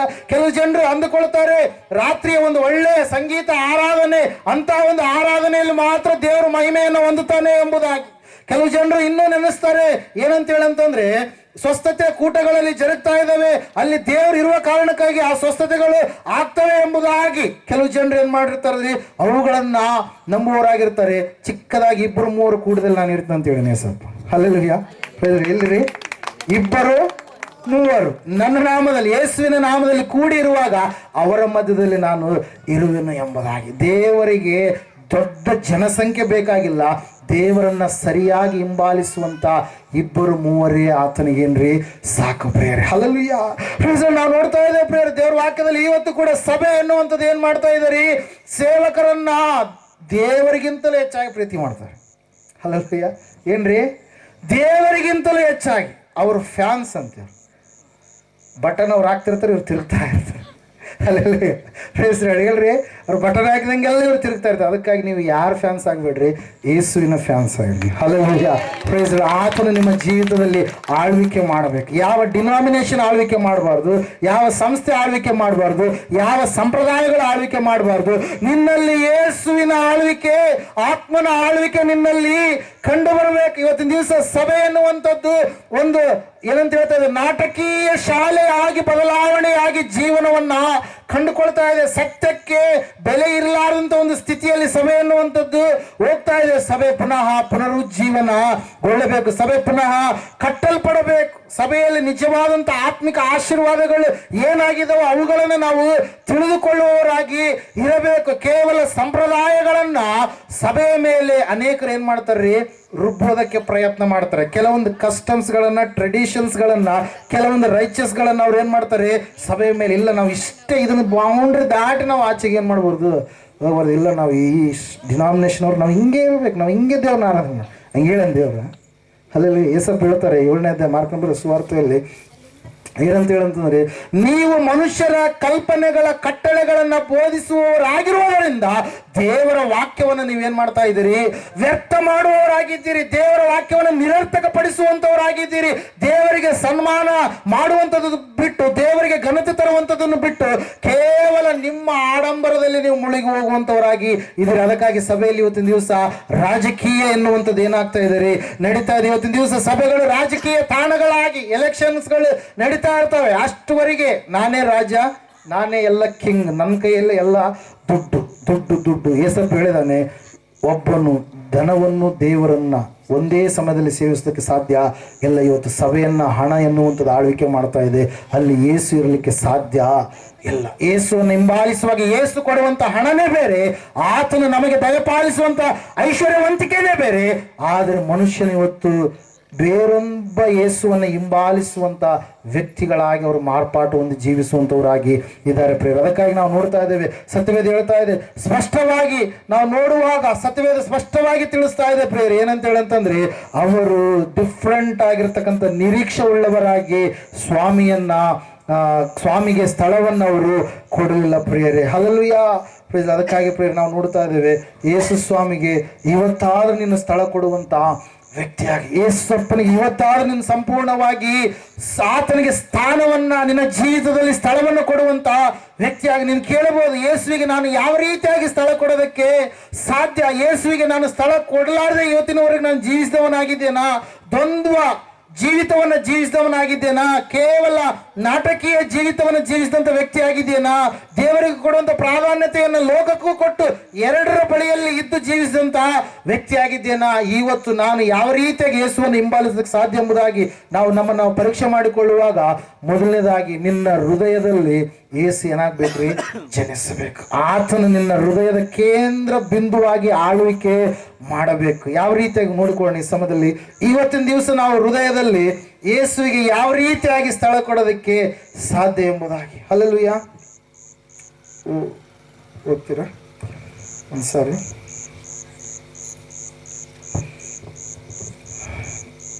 ಜಾನ್ ಚಾಪ್ಟರ್ 1 ಯೋಹಾನ್ ಬರೆದ ಸುವಾರ್ತೆ 1ನೇ ವಚನ. ಆದಿಯಲ್ಲಿ ವಾಕ್ಯವಿತ್ತು, ಆ ವಾಕ್ಯವು ದೇವರ ಬಳಿಯಲ್ಲಿತ್ತು, ಆ ವಾಕ್ಯವು ದೇವರಾಗಿತ್ತು. ಆ ವಾಕ್ಯವೆಂಬ ಆತನು 14ನೇ ವಚನ, ನರ ಅವತಾರಿಯಾಗಿ ಬಂದು ನಮ್ಮ ಮಧ್ಯದಲ್ಲಿ ಆತನು ವಾಸ ಮಾಡಿದನು ಎಂಬುದಾಗಿ. ಹಲ್ಲೆಲೂಯಾ. ಏನ್ರಿ? ಆದಿಯಲ್ಲಿ ಏನಿತ್ತು? ವಾಕ್ಯವಿತ್ತು. ಆ ವಾಕ್ಯವೇನಾಗಿತ್ತು? ದೇವರ ಬಳಿಯಲ್ಲಿತ್ತು. ದೇವರ ಬಳಿಯಲ್ಲಿರ್ತಕ್ಕಂಥ ಆ ವಾಕ್ಯ ಏನಾಗಿತ್ತು? ದೇವರಾಗಿತ್ತು. ಮತ್ತೆ ಆ ವಾಕ್ಯ ಏನಾಯ್ತು ಅಂತ ಹೇಳ್ತಾ ಇದೆ ವಾಕ್ಯ, ದೇವರಾಗಿರ್ತಕ್ಕಂಥ ಆ ವಾಕ್ಯ ನರಮನುಷ್ಯನಾಗಿ ಈ ಲೋಕಕ್ಕೆ ಏನಾಯ್ತಂತ್ರಿ, ಅವತರಿಸಿ ಬಂತು. ಹಲ್ಲೆಲೂಯಾ. Praise the Lord. ಇವತ್ತಿನ ದಿವಸ ನೀನು ನಿನ್ನ ಜೀವಿತದಲ್ಲಿ ಸ್ವಾಮಿಗೆ ಸ್ಥಳ ಕೊಡಬೇಕಾದ್ರೆ ನೀನು ಮೊದಲನೇದಾಗಿ ವಾಕ್ಯಕ್ಕೆ ಸ್ಥಳ ಕೊಡುವಂತ ವ್ಯಕ್ತಿ ಆಗಿರ್ಬೇಕು. ವಾಕ್ಯ ಅಂದ್ರೆ ಬೇರೆ ಯಾರು ಅಲ್ಲ, ಯೇಸುವೇ ವಾಕ್ಯವಾಗಿದ್ದಾನೆ, ಕ್ರಿಸ್ತನೇ ವಾಕ್ಯವಾಗಿದ್ದಾನೆ. ಆತನಿಗೆ ನಿನ್ನ ಹೃದಯದಲ್ಲಿ ಸ್ಥಳ ಕೊಡುವಾಗ ನೀನು ಯೇಸುವಿಗೆ ಸ್ಥಳ ಕೊಟ್ಟಂತ ವ್ಯಕ್ತಿ ಆಗ್ತೀಯ. ದೇವರ ವಾಕ್ಯದಲ್ಲಿ ನಾವು ನೋಡ್ತಾ ಇದ್ದೀವಿ. ಒಂದ್ಸಾರಿ ನಾವು ಓದಿಕೊಳ್ಳೋಣ. ಹಲ್ಲೆಲೂಯಾ. ಓದ್ತೀರಾ? ಪ್ರಕಟಣೆ ಪುಸ್ತಕ 19ನೇ ಅಧ್ಯಾಯ 13ನೇ ವಚನ. ಅಲ್ಲಿ ನಾವು ನೋಡ್ತಾ ಇದ್ದೇವೆ, ರಕ್ತ ಪ್ರೋಕ್ಷಿತನಾಗಿರ್ತಕ್ಕಂಥ ವ್ಯಕ್ತಿ, ಆತನ ಹೆಸರು ಏನಂತ ಹೇಳ್ತಾ ಇದೆ ವಾಕ್ಯ ರೀ, ದೇವರ ವಾಕ್ಯ ಎಂಬುದಾಗಿ. ಪ್ರಕಟಣೆ 19:13 ವಚನವನ್ನು ನಾವು ನೋಡ್ತಾ ಇದ್ದೇವೆ ಪ್ರಿಯರೇ. ಹಲ್ಲೆಲೂಯಾ. ಯೇಸುವಿಗೆ ನಾವು ಇವತ್ತಿನ ದಿವಸ ಸ್ಥಾನವನ್ನು ಯಾವ ರೀತಿಯಾಗಿ ಕೊಡೋದಕ್ಕೆ ಸಾಧ್ಯ? ಆತನಿಗೆ ಸಂಪೂರ್ಣವಾಗಿ ನಮ್ಮ ಹೃದಯದಲ್ಲಿ ವಾಕ್ಯ ಸ್ವರೂಪನಾದಂಥ ದೇವರಿಗೆ ನಮ್ಮ ಹೃದಯದಲ್ಲಿ ಆತನ ವಾಕ್ಯಗಳನ್ನು ಇರಿಸಿಕೊಳ್ಳುವುದರ ಮೂಲಕವಾಗಿ ಆತನಿಗೆ ನಾವು ಸ್ಥಳ ಕೊಡುವವರಾಗಿ ಇರ್ತೀವಿ ಪ್ರಿಯರೇ. ಅದಕ್ಕಾಗಿ ನಾವು ನೋಡ್ತಾ ಇದ್ದೇವೆ, ಎಫೆಸದವರಿಗೆ ಬರೆದ ಪತ್ರಿಕೆ 3ನೇ ಅಧ್ಯಾಯ, ಕೊಲೊಸ್ಸದವರಿಗೆ ಬರೆದ ಪತ್ರಿಕೆ 3ನೇ ಅಧ್ಯಾಯ 16-17 ವಚನಗಳು ಈ ರೀತಿಯಾಗಿ ಹೇಳ್ತಾ ಇದ್ವಿ. ಏನಂತ ಹೇಳಂತಂದ್ರೆ, ಕ್ರಿಸ್ತನ ವಾಕ್ಯ ನಿಮ್ಮಲ್ಲಿ ಸಮೃದ್ಧಿಯಾಗಿ ಏನ್ ಮಾಡ್ಬೇಕಂತೆ, ವಾಸಿಸಲಿ ಎಂಬುದಾಗಿ. ಯಾರು ವಾಸಿಸಬೇಕು ನಮ್ಮ ಹೃದಯದಲ್ಲಿ? ಕ್ರಿಸ್ತನ ವಾಕ್ಯ ವಾಸಿಸಬೇಕು. ಹಲ್ಲೆಲೂಯಾ. ಅನೇಕರ ಹೃದಯಗಳಲ್ಲಿ ಇವತ್ತಿನ ದಿವಸ ಏನಾಗಿದ್ದಾರೆ, ಕ್ರಿಸ್ತನ ವಾಕ್ಯವನ್ನು ನಾವೇನ್ ಮಾಡ್ತಾ ಇಲ್ಲ, ಗ್ರಹಿಸಿಕೊಳ್ತಾ ಇಲ್ಲ. ಕ್ರಿಸ್ತನ ವಾಕ್ಯವನ್ನು ನಾವೇನ್ ಮಾಡ್ತಾ ಇಲ್ಲ, ತುಂಬಿಕೊಳ್ತಾ ಇಲ್ಲ. ಕ್ರಿಸ್ತನಿಗೆ ಕೊಡುವಂತ ಆ ಒಂದು ಔತಣವನ್ನ, ಆ ಒಂದು ಆತಿಥ್ಯವನ್ನ ನಾವು ಬೇರೆ ಎಲ್ಲ ಸಂಗತಿಗಳಿಗೆ ನಾವೇನ್ ಮಾಡುವಂತವರಾಗಿದ್ದೀವಿ, ಕೊಡುವಂತವರಾಗಿದ್ದೀವಿ ಪ್ರಿಯರೇ. ಅದರ ಸಲುವಾಗಿ ಯೋಹಾನ ಬರೆದ ಸುವಾರ್ತೆ 8ನೇ ಅಧ್ಯಾಯ 37ನೇ ವಚನದಲ್ಲಿ ಯೇಸು ಸ್ವಾಮಿ ಹೇಳ್ತಾ ಇದ್ದಾರೆ, ನೀವು ಅಬ್ರಹಾಮನ ವಂಶಸ್ಥರೇ ಆಗಿದ್ದೀರಿ ನಿಜ, ಆದರೆ ನನ್ನ ವಾಕ್ಯವು ನಿಮ್ಮಲ್ಲಿ ಯಾಕೆ ಸಾಗಗೊಡಿಸ್ತಾ ಇಲ್ಲ? ನನ್ನ ವಾಕ್ಯವು ನಿಮ್ಮ ಹೃದಯದಲ್ಲಿ ಏನಿಲ್ಲ, ನಿಮಗೆ ಸ್ಥಳ ಇಲ್ಲ. ಅದಕ್ಕಾಗಿ ನೀವು ನನ್ನ ಮಾತನ್ನ ಕೇಳದೆ ನನ್ನನ್ನು ಕೊಲ್ಲಬೇಕೆಂದಿದ್ದೀರಿ ಅಂತ ಹೇಳ್ತಾನೆ ಸ್ವಾಮಿಯಲ್ಲಿ. ಅಲ್ಲಲ್ಲಿ తెలుగులో ఇంకా చాలా బాగుంటుంది మాట. ಏನಂತ ಹೇಳಿ, నా వాక్యము మీలో చోటు నివ్వక నన్ను మీరు చంపగోరుతున్నారు ಅಂತೇಳಿ. ಅಂದ್ರೆ ನೀವು ನನ್ನನ್ನು ಸಾಯಿಸಬೇಕಂತೇಳಿ ಅನ್ಕೊಂಡಿರಿ. ಯಾಕಂದ್ರೆ ನನ್ನ ವಾಕ್ಯ ನಿಮ್ಮಲ್ಲಿ, ನಿಮ್ಮ ಹೃದಯದಲ್ಲಿ ಇಲ್ಲ. మీరు అబ్రహాము వంశస్థులే, కానీ మీరు ఆత్మీయంగా నన్ను అర్థం చేసుకోవట్లేదు ಅಂತೇಳಿ. హల్లెలూయా. ఇలా ನೋಡ್ತಾ ಇದೆ ವಾಕ್ಯ ಹೇಳಿದ ಸತ್ಯವೇದ ಹೇಳ್ತಾ ಇದೆ ಪ್ರೇರೆ. ತೆಲುಗಲ್ಲಿ ಉತ್ತರ ಒಂದ್ಸರಿ 8 కన్నడನೇ ಇಲ್ಲ. హల్లెలూయా. ಏನಂತ ಹೇಳಿ, వాక్యానికి వాళ్ళు చోటు ఇవ్వట్లేదు, వాక్యాన్ని సంపూర్ణంగా వాళ్ళు తెలుసుకోవట్లేదు. అందుకే యేసుని వాళ్ళు ఏమనుకుంటున్నారని ಚಂಪಾలని ಪರಿಪೂರ್ಣಂಗೆ ಏನ್ ಮಾಡಿದ್ರು, ಅವರು ಪ್ಲಾನ್ ಮಾಡಿದ್ರು. ಹಲ್ಲೆಲೂಯಾ. Praise the Lord. ಇಲ್ಲ ನೋಡ್ತಾ ಇದ್ದೇವೆ, ದೇವ್ರ ವಾಕ್ಯ ಹೇಳ್ತಾ, ಸತ್ಯವೇದ ಹೇಳ್ತಾ ಇದೆ ಪ್ರೇರ ಸ್ಪಷ್ಟವಾಗಿ. ಏನ್ರಿ, ಆವತ್ತಿನ ದಿವಸ ಅವರು ಏನ್ ಮಾಡಲಿಲ್ಲ, ಹೃದಯದಲ್ಲಿ ವಾಕ್ಯಕ್ಕೆ ಸ್ಥಳ ಕೊಡಲಿಲ್ಲ. ಇವತ್ತಾದ್ರೂ ನೀವು ದೇವರಿಗೆ ಸ್ಥಳವನ್ನು ಯಾವ ರೀತಿಯಾಗಿ ಕೊಡೋದಕ್ಕೆ ಸಾಧ್ಯ ಅಂತಂದ್ರೆ, ವಾಕ್ಯವನ್ನು ನಿಮ್ಮ ಹೃದಯದಲ್ಲಿ ಇಟ್ಟುಕೊಳ್ಳೋದ್ರ ಮೂಲಕ. ವಾಕ್ಯವನ್ನು ಇಟ್ಕೊಳ್ತೀವಿ ಅಂತೇಳಿ ನೀವು ವಾಕ್ಯವನ್ನು ಕೈಕೊಂಡು ನಡೀಲಾರದೆ ಇದ್ರೆ ಪ್ರಯೋಜನ ಇಲ್ಲ. ಇಲ್ಲಿ ನಾವು ನೋಡ್ತಾ ಇದ್ದೇವೆ, ಸತ್ಯವೇದ ಹೇಳ್ತಾ ಇದೆ, ಧರ್ಮೋಪದೇಶಕಾಂಡ ಪುಸ್ತಕ 6ನೇ ಅಧ್ಯಾಯ 6-7 ವಚನಗಳು, ಯೆಹೋಶುವನ ಪ್ರವಾದನ ಗ್ರಂಥ 1ನೇ ಅಧ್ಯಾಯ 8ನೇ ವಚನ ಮತ್ತು ಕೀರ್ತನೆಗಳ ಪುಸ್ತಕ 1ನೇ ಕೀರ್ತನೆ 1ನೇ ಕೀರ್ತನೆಯಲ್ಲಿ ಇರ್ತಕ್ಕಂಥ 2ನೇ ವಚನದಲ್ಲಿ ನಾವು ನೋಡ್ತಾ ಇದ್ದೇವೆ, ಧರ್ಮಶಾಸ್ತ್ರವನ್ನ ಅನುದಿನವೂ ನೀನೇನ್ ಮಾಡ್ಬೇಕು, ಅನುಸರಿಸಿ ನಡೆಯಬೇಕು, ಅದರಲ್ಲಿ ಅತ್ಯಾನಂದ ಪಡುವನಾಗಬೇಕು. ಈ ನನ್ನ ಮಾತುಗಳನ್ನು ನೀನು ಸಂಪೂರ್ಣವಾಗಿ ಕೈಕೊಂಡು ನಡೆದರೆ, ಯೆಹೋಶುವನಿಗೆ ಹೇಳ್ತಾ ಇದ್ದಾನೆ ದೇವರು, ನನ್ನ ಮಾತುಗಳಂದ್ರೆ ಆತನ ವಾಕ್ಯಗಳನ್ನ ನೀನು ಹೃದಯದಲ್ಲಿ ಇಟ್ಟುಕೊಂಡು ಸಂಪೂರ್ಣವಾಗಿ ಕೈಕೊಂಡು ನಡೆದರೆ ನಿನ್ನ ಮುಂದೆ ಯಾವನು ಕೂಡ ನಿಲ್ಲದಕ್ಕೆ ಸಾಧ್ಯ ಇಲ್ಲ. ಎಲ್ಲಾ ಸಮಯದಲ್ಲಿ ನೀನು ಜಯವೀರನಾಗಿ ಇರ್ತಿ ಎಂಬುದಾಗಿ 119ನೇ ಕೀರ್ತನೆ 11ನೇ ವಚನದಲ್ಲಿ ನಾವು ನೋಡುವಾಗ ಸತ್ಯವೇದ ಸ್ಪಷ್ಟವಾಗಿ ಹೇಳ್ತಾ ಇದೆ, ನಾನು ನಿನ್ನ ನುಡಿಗಳನ್ನು ನನ್ನ ಹೃದಯದಲ್ಲಿ ಇಟ್ಟುಕೊಂಡಿದ್ದೇನೆ, ಯಾವ ಪಾಪವನ್ನು ನಾನು ಮಾಡುವುದಿಲ್ಲ ಎಂಬುದಾಗಿ. ಹೃದಯದಲ್ಲಿ ವಾಕ್ಯಕ್ಕೆ ಸಂಪೂರ್ಣವಾಗಿ ನೀನು ಜಾಗ ಕೊಟ್ಟಾಗ, ವಾಕ್ಯ ಸಂಪೂರ್ಣವಾಗಿ ನಿನ್ನಲ್ಲಿ ವಾಸಿಸುವಾಗ, ಆ ವಾಕ್ಯ ನಿನ್ನನ್ನು ತಪ್ಪು ಮಾಡದೆ ಪಾಪ ಮಾಡಲಾರದ ಹಾಗೆ ನಿನ್ನನ್ನು ಏನ್ ಮಾಡುತ್ತೆ, ಅದು ಸರಿಯಾದ ದಾರಿಯಲ್ಲಿ ಸರಿಯಾದ ಮಾರ್ಗದಲ್ಲಿ ನಿನ್ನನ್ನು ಏನ್ ಮಾಡುವಂಥದ್ದಾಗಿರುತ್ತೆ, ನಡೆಸುವಂಥದ್ದಾಗಿದೆ. ಅದಕ್ಕಾಗಿ ನಾವು ನೋಡ್ತಾ ಇದ್ದೇವೆ, ಸತ್ಯವೇದ ಹೇಳ್ತಾ ಇದೆ, ಸತ್ಯವೇದದಲ್ಲಿ ಸ್ಪಷ್ಟವಾಗಿ ಏನಂತ ಹೇಳಂದ್ರೆ, ಯೋಹಾನ ಬರೆದ ಸುವಾರ್ತೆ 14ನೇ ಅಧ್ಯಾಯ 23ನೇ ವಚನದಲ್ಲಿ, ನನ್ನ ವಾಕ್ಯವನ್ನು ನೀವು ಕೈಕೊಂಡು ಪ್ರೀತಿಯುಳ್ಳವರಾಗಿ ನೀವು ನಡೆದುಕೊಳ್ಳುವಾಗ ನಾನು ನನ್ನ ತಂದೆಯು ಬಂದು ನಿಮ್ಮ ಹೃದಯದಲ್ಲಿ ನಾವೇನ್ ಮಾಡ್ತೀವಿ, ಬಿಡಾರ ಮಾಡಿಕೊಳ್ಳುವೆವು ಎಂಬುದಾಗಿ. ಅದಕ್ಕಾಗಿ ಯೇಸು ತಡ್ತಾ ಇದ್ದಾನೆ. 3ನೇ ಅಧ್ಯಾಯ 20ನೇ ವಚನ ಪ್ರಕಟಣೆ ಪುಸ್ತಕದಲ್ಲಿ ಏನಂತೇಳಿ, ಇಗೋ ಯಾವನಾದರೂ ನನ್ನ ಸ್ವರವನ್ನ ಕೇಳಿ ಬಾಗಿಲನ್ನ ತೆರೆದರೆ ನಾನು ಬಂದು ಅವನ ಸಂಗಡ ವಾಸಿಸುವೆನು, ನಾನು ಬಂದು ಅವನ ಸಂಗಡ ಊಟ ಮಾಡುವೆನು ಎಂಬುದಾಗಿ. ದೇವರು ತಟ್ತಾ ಇದ್ದಾನೆ. ಆದ್ರೆ ನಾವೇನು ಮಾಡಿದ್ದೀವಿ? ಆವತ್ತಿನ ದಿವಸ ಬೆತ್ಲೆಹೇಮರು ಬಾಗಿಲು ಮುಚ್ಚಿದಾಗ ನಾವೆಲ್ಲರೂ ಮುಚ್ಚಿಬಿಟ್ಟಿವಿ. ಅವರೆಲ್ಲ ಬಾಗಿಲುಗಳು ಹೊಡೆದ್ರು. ಯಾರು? ಮರಿಯಳು, ಯೋಸೆಫ್ ಎಲ್ಲ ಬಾಗಿಲುಗಳು ಹೊಡೆದ್ರೆ ಅವ್ರಿಗೆ ಯಾರು ಬಾಗಿಲು ತೆಗಿತಿದ್ರು? ನಮ್ಮಲ್ಲಿ ಸ್ಥಳ ಇಲ್ಲ. ಹಲ್ಲೆಲೂಯಾ. ತೆಗಿತಿದ್ರು, ನಮ್ಮಲ್ಲಿ ಸ್ಥಳ ಇಲ್ಲ ಅಂತೇಳಿ ಕಾಣಿಸ್ತಿದ್ರು. ಇವತ್ತು ನಾವು ಕೂಡ ಕ್ರಿಸ್ತನಿಗೆ ಸಂಪೂರ್ಣವಾಗಿ ಸ್ಥಳ ಕೊಡಲಾರದ ಹಾಗೆ ನಾವು ಜೀವಿಸುವವರಾಗಿದ್ದೇವೆ. ನಮ್ಮ ಜೀವಿತ ಪರೀಕ್ಷೆ ಮಾಡಿಕೊಳ್ಳೋಣ. ಯಾವ ರೀತಿಯಾಗಿ ನಾವು ಯೇಸುವಿಗೆ ಸ್ಥಳ ಕೊಡೋದಕ್ಕೆ ಸಾಧ್ಯ ಅಂತಂದ್ರೆ, ಮೊದಲನೇದಾಗಿ ದೇವರ ವಾಕ್ಯವನ್ನು ನಮ್ಮ ಹೃದಯದಲ್ಲಿ ತುಂಬಿಟ್ಟುಕೊಳ್ಳೋದ್ರ ಮೂಲಕವಾಗಿ.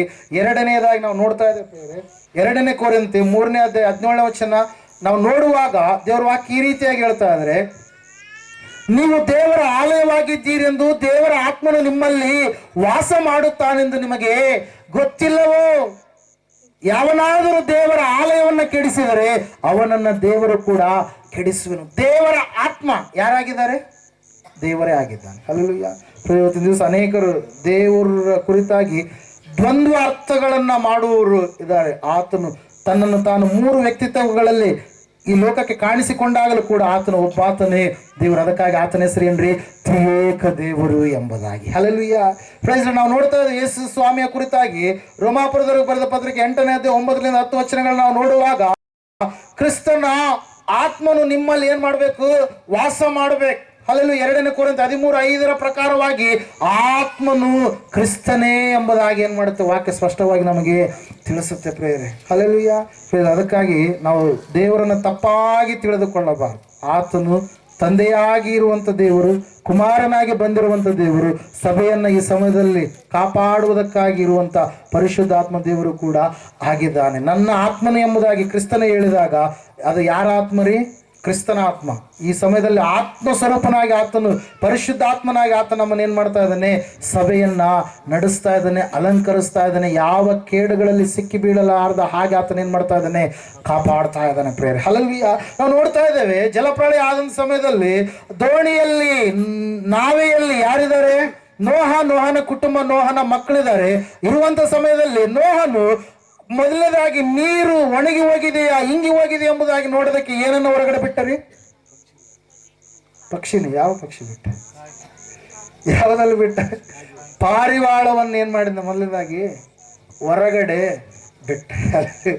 ಏನು ಬಿಟ್ಟರಿ? ಪಾರಿವಾಳ ಬಿಟ್ಟ. ಪಾರಿವಾಳ ಹಾರಾಡ್ತು ಎಲ್ಲ ಕಡೆ ಹಾರಾಡಿ ಬಂತು. ಅದಕ್ಕೆ ಏನಂತ ಹೇಳ್ತಾ ಇದ್ರು? ನೀವು ಓದಿದ್ರೆ 8ನೇ ಅಧ್ಯಾಯ 9ನೇ ವಚನ ಓದಿದ್ರೆ, ಪಾರಿವಾಳ ಅದು ಕೊಡೋದಕ್ಕೆ ಒಂದು ದೊಡ್ಡ ಬಂಡೆ ಬೇಕಾ? ದೊಡ್ಡ ಮರದ ಕೊಲ್ಲೆ ಬೇಕಾ? ಅದ್ರ ಕಾಲುಗಳು ಎಷ್ಟಿರ್ತದೆ? ಚಿಕ್ಕದಾಗಿರ್ತದೆ. ಸಣ್ಣ ಒಂದು ಕಡ್ಡಿ ಆದ್ರೆ ಸಾಕು, ಅದ್ರ ಮೇಲೆ ಅದೇನು ಆಗ್ಬೋದು? ಬ್ಯಾಲೆನ್ಸ್ ಆಗಿ ನಿಂತುಕೊಳ್ಳೋದು. ಆದ್ರೆ ನೀರೆಲ್ಲ ತುಂಬಿದ್ದರಿಂದ ಪಾರಿವಾಳಕ್ಕೆ ಕೂತ್ಕೊಳ್ಳೋದಕ್ಕೆ ಎಲ್ಲಿ ಸ್ಥಳವಿಲ್ಲಾರ್ದ ಕಾರಣ ಆ ಪಾರಿವಾಳ ಏನಾಯ್ತು ರೀ? ಮತ್ತೆ ಇಲ್ಲಿಗೆ ಬಂತು, ನಾವೆಗೆ ಬಂತು. ಇವತ್ತಿನ ದಿವಸ ನಾವು ನೋಡ್ತಾ ಇದ್ದೇವೆ ಪಾರಿವಾಳಕ್ಕೆ ಸಾದೃಶ್ಯವಾಗಿರುವಂತದ್ದು ಏನ್ರಿ? ಯಾರ್ರೀ? ಪರಿಶುದ್ಧಾತ್ಮ ದೇವರು. 3ನೇ ಅಧ್ಯಾಯ ನಾವು ಮತ್ತಾಯ ಸುವಾರ್ತೆಯಲ್ಲಿ ನಾವು ನೋಡುವಾಗ ತಂದೆ ಮಾತಾಡ್ತಾ ಇದ್ದಾನೆ, ಈತನು ನನ್ನ ಪ್ರಿಯ ಕುಮಾರನು, ಈತನನ್ನು ನಾನು ಮೆಚ್ಚಿದ್ದೇನೆ ಎಂಬುದಾಗಿ. ಕೆಳಗಡೆ ಯಾರಿದ್ದಾರೆ? ಕುಮಾರನಾಥ ದೇವರಿದ್ದಾನೆ. ಮೇಲ್ಗಡೆ ಪಾರಿವಾಳ ಆಕಾರದಲ್ಲಿ ಯಾರು ಹೊರಟು ಬಂದ್ರಿ? ಪರಿಶುದ್ಧಾತ್ಮನು ಇಳಿದು ಬಂದ. ಪರಿಶುದ್ಧಾತ್ಮನು ಇಲ್ಲಿ ಪಾರಿವಾಳ ಎನ್ನುವಂಥದ್ದು ಯಾವುದಕ್ಕೆ ಸಾದೃಶ್ಯ? ಪರಿಶುದ್ಧಾತ್ಮನಿಗೆ ಸಾದೃಶ್ಯ. ಇವತ್ತಿನ ದಿವಸ ಆ ಆತ್ಮನು, ಕ್ರಿಸ್ತನ ಆತ್ಮನು ಎಂಬುದಾಗಿ ನಾವು ವಾಕ್ಯದಲ್ಲಿ ನಾವು ಏನ್ ಮಾಡ್ತಾ ಇದ್ದೇವೆ? ನೋಡ್ತಾ ಇದ್ದೇವೆ. 16ನೇ ಅಧ್ಯಾಯದಲ್ಲಿ ಇವರು ಪೌಲನು ಮತ್ತು ಆತನ ಸ್ನೇಹಿತರು ಸುವಾರ್ತೆಯನ್ನು ಸಾರುವುದಕ್ಕೋಸ್ಕರವಾಗಿ ಮೂಸೆ ಎನ್ನುವಂತಹ ಸೀಮೆ ಕಡೆಗೆ ಹೋಗುವಂತ ಸಮಯದಲ್ಲಿ ಕ್ರಿಸ್ತನ ಆತ್ಮನು ಅವರನ್ನು ಹೋಗಗೊಡಿಸಲಿಲ್ಲ ಅಂತ ಹೇಳ್ತ ವಾಕ್ಯ. ಹಲ್ಲೆಲೂಯಾ. ಆ ಕ್ರಿಸ್ತನ ಆತ್ಮನೇ ಪರಿಶುದ್ಧಾತ್ಮನು ಎಂಬುದಾಗಿ. ಹಲ್ಲೆಲೂಯಾ. ಇಲ್ಲ ನಾವು ನೋಡ್ತಾ ಇದ್ದೇವೆ, ದೇವ್ರ ವಾಕ್ಯ ಹೇಳ್ತಾ ಇದೆ, ಆತನಿಗೆ ಇವತ್ತಿನ ದಿವಸ ಅನೇಕರು ಏನ್ ಮಾಡ್ತಾ ಇಲ್ಲ? ಸ್ಥಳವನ್ನ ಕೊಡ್ತಾ ಇಲ್ಲ. 2 ಕೊರಿಂಥಿ 13:5ನೇ ವಚನವನ್ನು ಈ ಸಮಯದಲ್ಲಿ ಓದಿಕೊಳ್ಳೋಣ. ನಿದ್ದೆ ಮಾಡೋದ್ರಲ್ಲ ಗಟ್ಟಿಯಾಗಿ ಚಪ್ಪಲಿ ಹೊಡ್ರಿ ಅನ್ಸುತ್ತೆ. Very good. ಎಲ್ಲರೂ ಮಲ್ಕೊಂಡು ನಿದ್ದೆ ಮಾಡಿದ್ರೆ ನೀವು ಕುಂತ್ಕೊಂಡು ನಿದ್ದೆ ಮಾಡ್ತಾ ಇದ್ರಿ. ಜೋಕಾಲಿ ಏನಂತ ಹೇಳ್ತೀವಿ? ಜೋಗಳು ಆಡ್ದಂಗ ಆಗ್ತಾ ಇದೆ ವಾಕ್ಯ. Hallelujah. Praise the Lord. Hallelujah. ನಿದ್ದೆ ಮಾಡಲಾರದೆ ನೀವೇನ್ ಮಾಡ್ಬೇಕು? ಸರಿಯಾದ ರೀತಿಯಲ್ಲಿ ವಾಕ್ಯವನ್ನ ಕೇಳಬೇಕು. ಬೇಗ ಕ್ವಿಕ್ಕಾಗಿ ಮುಗಿಸೋಣ. ಇನ್ನು ಕೆಲವೊಂದು ಅಂಶಗಳಿದಾವೆ, ಗೊತ್ತೀರಾ? 2ನೇ ಕೊರಿಂಥಿ ತೆಗೆದಿದ್ದೀರಾ? ಹಲ್ಲೆಲೂಯಾ. ಬೇಗ ಹೋಗ್ರಿ. 13:5 ಓದ್ರಿ. 2 ಕೊರಿಂಥ 13:5. ಕ್ರಿಸ್ತನ ನಂಬಿಕೆಯಲ್ಲಿ ಇದ್ದರೂ ಹಾ, ಇಲ್ಲವೋ ಎಂದು ನಿಮ್ಮನ್ನು ಕ್ರಿಸ್ತನ ನಂಬಿಕೆಯಲ್ಲಿ ಇದ್ದೀರಿ ಇಲ್ಲವೋ ಎಂದು ನಿಮ್ಮನ್ನು ನೀವು ಪರೀಕ್ಷಿಸಿಕೊಳ್ಳಿರಿ. ನಿಮ್ಮನ್ನು ಪರಿಶುದ್ಧಿಸಿಕೊಳ್ಳಿರಿ. ಏನು ಯೇಸು ಕ್ರಿಸ್ತನು ಹಾ, ನಿಮ್ಮಲ್ಲಿ ಇದ್ದೇನೆ ಎಂಬುದೊಂದು ಹಾ, ನಿಮ್ಮನ್ನು ಕುರಿತು ನಿಮಗೆ ಚೆನ್ನಾಗಿ ತಿಳಿಯುವುದಿಲ್ಲವೋ? ಹಲ್ಲೆಲೂಯಾ. ಸ್ವಾಮಿ ನಿಮ್ಮಲ್ಲಿ ಇರುವಂತದ್ದು ನಿಮಗೆ ಚೆನ್ನಾಗಿ ತಿಳಿದಿಲ್ಲವೋ? ರೋಮಾಪುರದವರಿಗೆ ಬರೆದ ಪತ್ರಿಕೆ 8ನೇ ಅಧ್ಯಾಯ 9, 10 ವಚನಗಳನ್ನು ನಾವು ಓದುವಾಗ ದೇವರ ಆತ್ಮನು ನಿಮ್ಮಲ್ಲಿ ಇದ್ದಾನೋ ಇಲ್ವೋ ಎನ್ನುವಂತ ಕುರಿತಾಗಿ ಇಲ್ಲಿ ವಾಕ್ಯ ಸ್ಪಷ್ಟವಾಗಿ ನಮ್ಗೆ ಏನ್ ಮಾಡ್ತಾ ಇದ್ದಾರೆ, ತಿಳಿಸ್ತಾ ಇದೆ. ನಮ್ಮ ದೇಹದಲ್ಲಿ ನಾವು ಕ್ರಿಸ್ತನ ಆತ್ಮನಿಗೆ ಸ್ಥಳವನ್ನು ಕೊಟ್ಟು ಆತನೇ ನಮ್ಮನ್ನ ಆವರಿಸಿ ಆತನೇ ನಮ್ಮ ಪ್ರತಿಯೊಂದು ಆಲೋಚನೆಗಳಲ್ಲಿ ಆಳ್ವಿಕೆ ಮಾಡುವ ಹಾಗೆ ನಾವೇನ್ ಮಾಡ್ಬೇಕು, ಆತನಿಗೆ ಬಿಟ್ಟು ಕೊಡ್ಬೇಕು ಪ್ರೇಯರ್. ನಾವೇನ್ ಮಾಡ್ತಾ ಇದೀವಿ, ಆ ರೀತಿಯಾಗಿ ನಾವು ಇರ್ತಾ ಇಲ್ಲ ಪ್ರೇಯರೆ. ನಾವೇನ್ ಮಾಡ್ತೀವಿ, ನಮ್ಮ ಡಿಸಿಷನ್ಸ್ಗಳನ್ನೇ ನಾವು ತೆಗೆದುಕೊಳ್ತಾ ಇದ್ದೇವೆ. ಪರಿಶುದ್ಧಾತ್ಮ ದೇವರಿಗೆ ಸ್ವಲ್ಪವೂ ಕೂಡ ಸಮಯವನ್ನು ಕೊಡಲಾರದೆ ಆತನನ್ನು ನಾವು ನಂದಿಸಿ ಬಿಟ್ಟಿದ್ದೀವಿ. ಹಲ್ಲೆಲೂಯಾ. ಇವತ್ತು ನಿಮ್ಮ ಜೀವಿತ ನೀವು ಪರೀಕ್ಷೆ ಮಾಡಿಕೊಳ್ಳ್ರಿ. ವಾಕ್ಯಕ್ಕೆ ನೀವು ಎಷ್ಟು ಸಮಯವನ್ನ ಸ್ಥಳವನ್ನ ಕೊಟ್ಟಿರೋ ಅದು ಕ್ರಿಸ್ತನಿಗೆ ಕೊಟ್ಟದ್ದಕ್ಕೆ ಸಮಾನ. ನೀನು ಕ್ರಿಸ್ತನ ಆತ್ಮವನ್ನು ಯಾವ ರೀತಿಯಾಗಿ ಸೇರಿಸಿಕೊಂಡು ನಿನ್ನ ಹೃದಯದಲ್ಲಿ ಇರಿಸಿಕೊಂಡಿದೆಯೋ ಅದು ಕ್ರಿಸ್ತನನ್ನ ಸೇರಿಸಿಕೊಂಡಂತೆ, ಕ್ರಿಸ್ತನನ್ನು ನಿನ್ನ ಹೃದಯದಲ್ಲಿ ಇರಿಸಿಕೊಂಡಂತೆ ಪ್ರಿಯರೇ. ನಾವು ನೋಡ್ತಾ ಇದ್ದೇವೆ, ದೇವ್ರ ವಾಕ್ಯ ಹೇಳ್ತಾ, ಸತ್ಯವೇದ ಹೇಳ್ತಾ ಇದೆ, ಅನೇಕರು ಇವತ್ತಿನ ದಿವಸ ಏನ್ ಮಾಡ್ತಾ ಇಲ್ಲ, ಸ್ವಾಮಿಗೆ ಸ್ಥಳವನ್ನ ಕೊಡ್ತಾ ಇಲ್ಲ. ಸಮಾಜದಲ್ಲಿ ಸ್ವಾಮಿಗೆ ಏನ್ ಮಾಡ್ತಾ ಇಲ್ಲ, ಸ್ಥಳವನ್ನ ಕೊಡ್ತಾ ಇಲ್ಲ. ಅವರು ತಮ್ಮ ಪ್ರತಿಯೊಂದು ಕಾರ್ಯಕ್ಕೆ ಒಂದೊಂದು ರೀತಿಯಲ್ಲಿ ಇರಬೇಕಂತ ಹೇಳಿ ನೇಮಕ ಮಾಡಿಕೊಂಡು ದೇವರನ್ನ ಬಿಟ್ಟು ಸಮಾಜದಲ್ಲಿ ಅವ್ರು ಏನ್ ಮಾಡ್ತಾ ಇದ್ದಾರೆ, ಜೀವಿಸ್ತಾ ಇದ್ದಾರೆ. ಯಾಕೆ ಅವರು ಸ್ಥಳವನ್ನು ಕೊಡ್ತಾ ಇಲ್ಲ ಅಂತಂದ್ರೆ ಸಮಾಜದಲ್ಲಿ ಭಯಂಕರವಾದಂತ ಪಾಪದ ಕೃತ್ಯಗಳನ್ನು ನಾವು ನೋಡ್ತಾ ಇದ್ದೇವೆ. ದೇವರಾದರೂ ನೀತಿ, ನ್ಯಾಯ, ಪ್ರೀತಿ, ಸಹನೆ ಇವೆಲ್ಲ ಒಪ್ಪಿದರೆ ಇವತ್ತಿನ ದಿವಸ ಲೋಕದಲ್ಲಿ ನೀತಿಯ ಸ್ಥಾನದಲ್ಲಿ ಅನೀತಿ ಎನ್ನುವಂಥದ್ದು ಆಳ್ವಿಕೆ ಮಾಡ್ತಾ ಇದೆ. ನ್ಯಾಯದ ಸ್ಥಾನದಲ್ಲಿ ಅನ್ಯಾಯ ಎನ್ನುವಂಥದ್ದು ಆಳ್ವಿಕೆ ಮಾಡ್ತಾ ಇದೆ. ಪ್ರೀತಿಯ ಸ್ಥಾನದಲ್ಲಿ ದ್ವೇಷ ಎನ್ನುವಂಥದ್ದು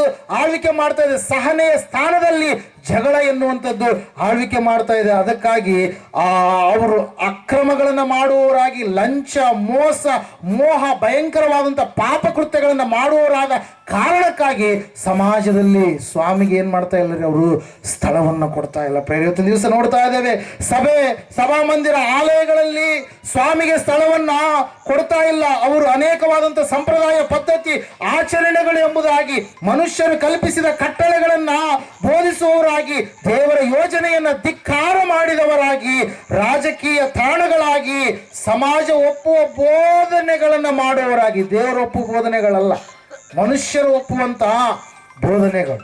ಹಲ್ಲೆಲೂಯಾ. ಅದಕ್ಕಾಗಿ ನೋಡ್ತಾ ಇದೆ, ಪೌಲನ್ ಹೇಳ್ತಾನೆ, ಏನಂತ ಹೇಳ್ತಾನೆ ಅಂತಂದ್ರೆ, ಅಂತ್ಯಕಾಲದಲ್ಲಿ ಜನರು ಎಂತ ಜನರಾಗಿ ಬದಲಾವಣೆ ಆಗ್ತಾರ್ರಿ, ಎಂತ ಜನರಾಗಿ ಬದಲಾವಣೆ ಆಗ್ತಾರೆ, ತಮ್ಮನ್ನ ಮಾತ್ರ ಮೆಚ್ಚಿ ಹೇಳುವಂತ ಬೋಧಕರನ್ನ ಅವ್ರು ಏನ್ ಮಾಡ್ತಾರಂತೆ, ಕೂಡಿಸಿಟ್ಟುಕೊಳ್ತಾರೆ. ತಾವು ಹೇಳ್ದಂಗೆ ಕೇಳ್ಬೇಕು ಬೋಧಕ.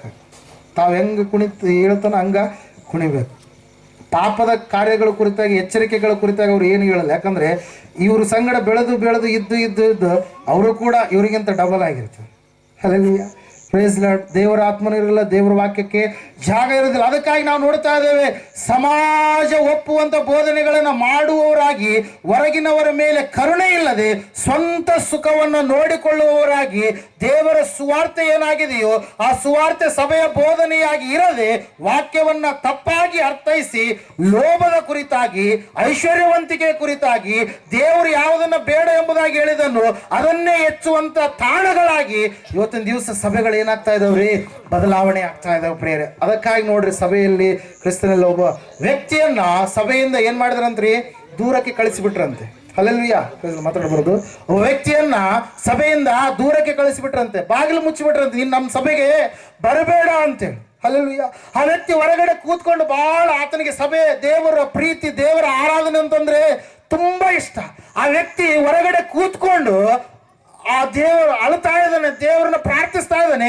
ಆ ಸಮಯದಲ್ಲಿ ಒಬ್ಬ ವ್ಯಕ್ತಿ ಬಂದು ಏನ್ ಮಾಡ್ತಾ ಇದ್ದಾನ್ರಿ, ಆತನನ್ನ ಧೈರ್ಯ ಪಡಿಸ್ತಾ ಇದ್ದಾನೆ, ಆಧರಿಸ್ತಾ ಇದ್ದಾನೆ ಪ್ರೇಯರ್. ಆ ಸಮಯದಲ್ಲಿ ಆ ವ್ಯಕ್ತಿ ಕೇಳ್ತಾನೆ, ಹೌದಪ್ಪ, ಯಾಕೆ ನೀನು ಅಳ್ತಾ ಇದೆ ಅಂತೇಳಿ ಕೇಳಿದಾಗ ಆ ವ್ಯಕ್ತಿ ಹೇಳ್ತಾ ಇದ್ದಾರೆ, ಏನಂತ ಹೇಳಂತಂದ್ರೆ, ನನ್ನನ್ನು ಸಭೆಯಿಂದ ಹೊರಗಡೆ ಹಾಕ್ಬಿಟ್ರು, ಆಚೆ ನನ್ನನ್ನು ಹಾಕ್ಬಿಟ್ರು ಅಂತೇಳಿ. ಯಾಕೆ ಆಚೆ ಹಾಕಿದ್ರು ಅಂತೇಳಿ ಕೇಳಿದಾಗ ಆ ವ್ಯಕ್ತಿ ತನ್ನ ಒಂದು ಜೀವಿತದ ಎಲ್ಲ ವಿಷಯಗಳನ್ನು, ಸಂಗತಿಗಳನ್ನು ತಿಳಿಸ್ತಾ ಇದ್ದಾನೆ. ಆ ತಿಳಿಸಿದ ಸಮಯದಲ್ಲಿ ಅಲ್ಲಿ ಪಕ್ಕದಲ್ಲಿ ಬಂದಿರತಕ್ಕಂಥ ವ್ಯಕ್ತಿ ಹೇಳ್ತಾ ಇದ್ದಾನೆ, ಸಭೆಯಿಂದ ನಿನ್ನನ್ನು ಮಾತ್ರ ಅಲ್ಲ ನನ್ನನ್ನು ಕೂಡ ಅವರು ಯಾವತ್ತೂ ದೂರ ಹಾಕಿದ್ದಾರೆ.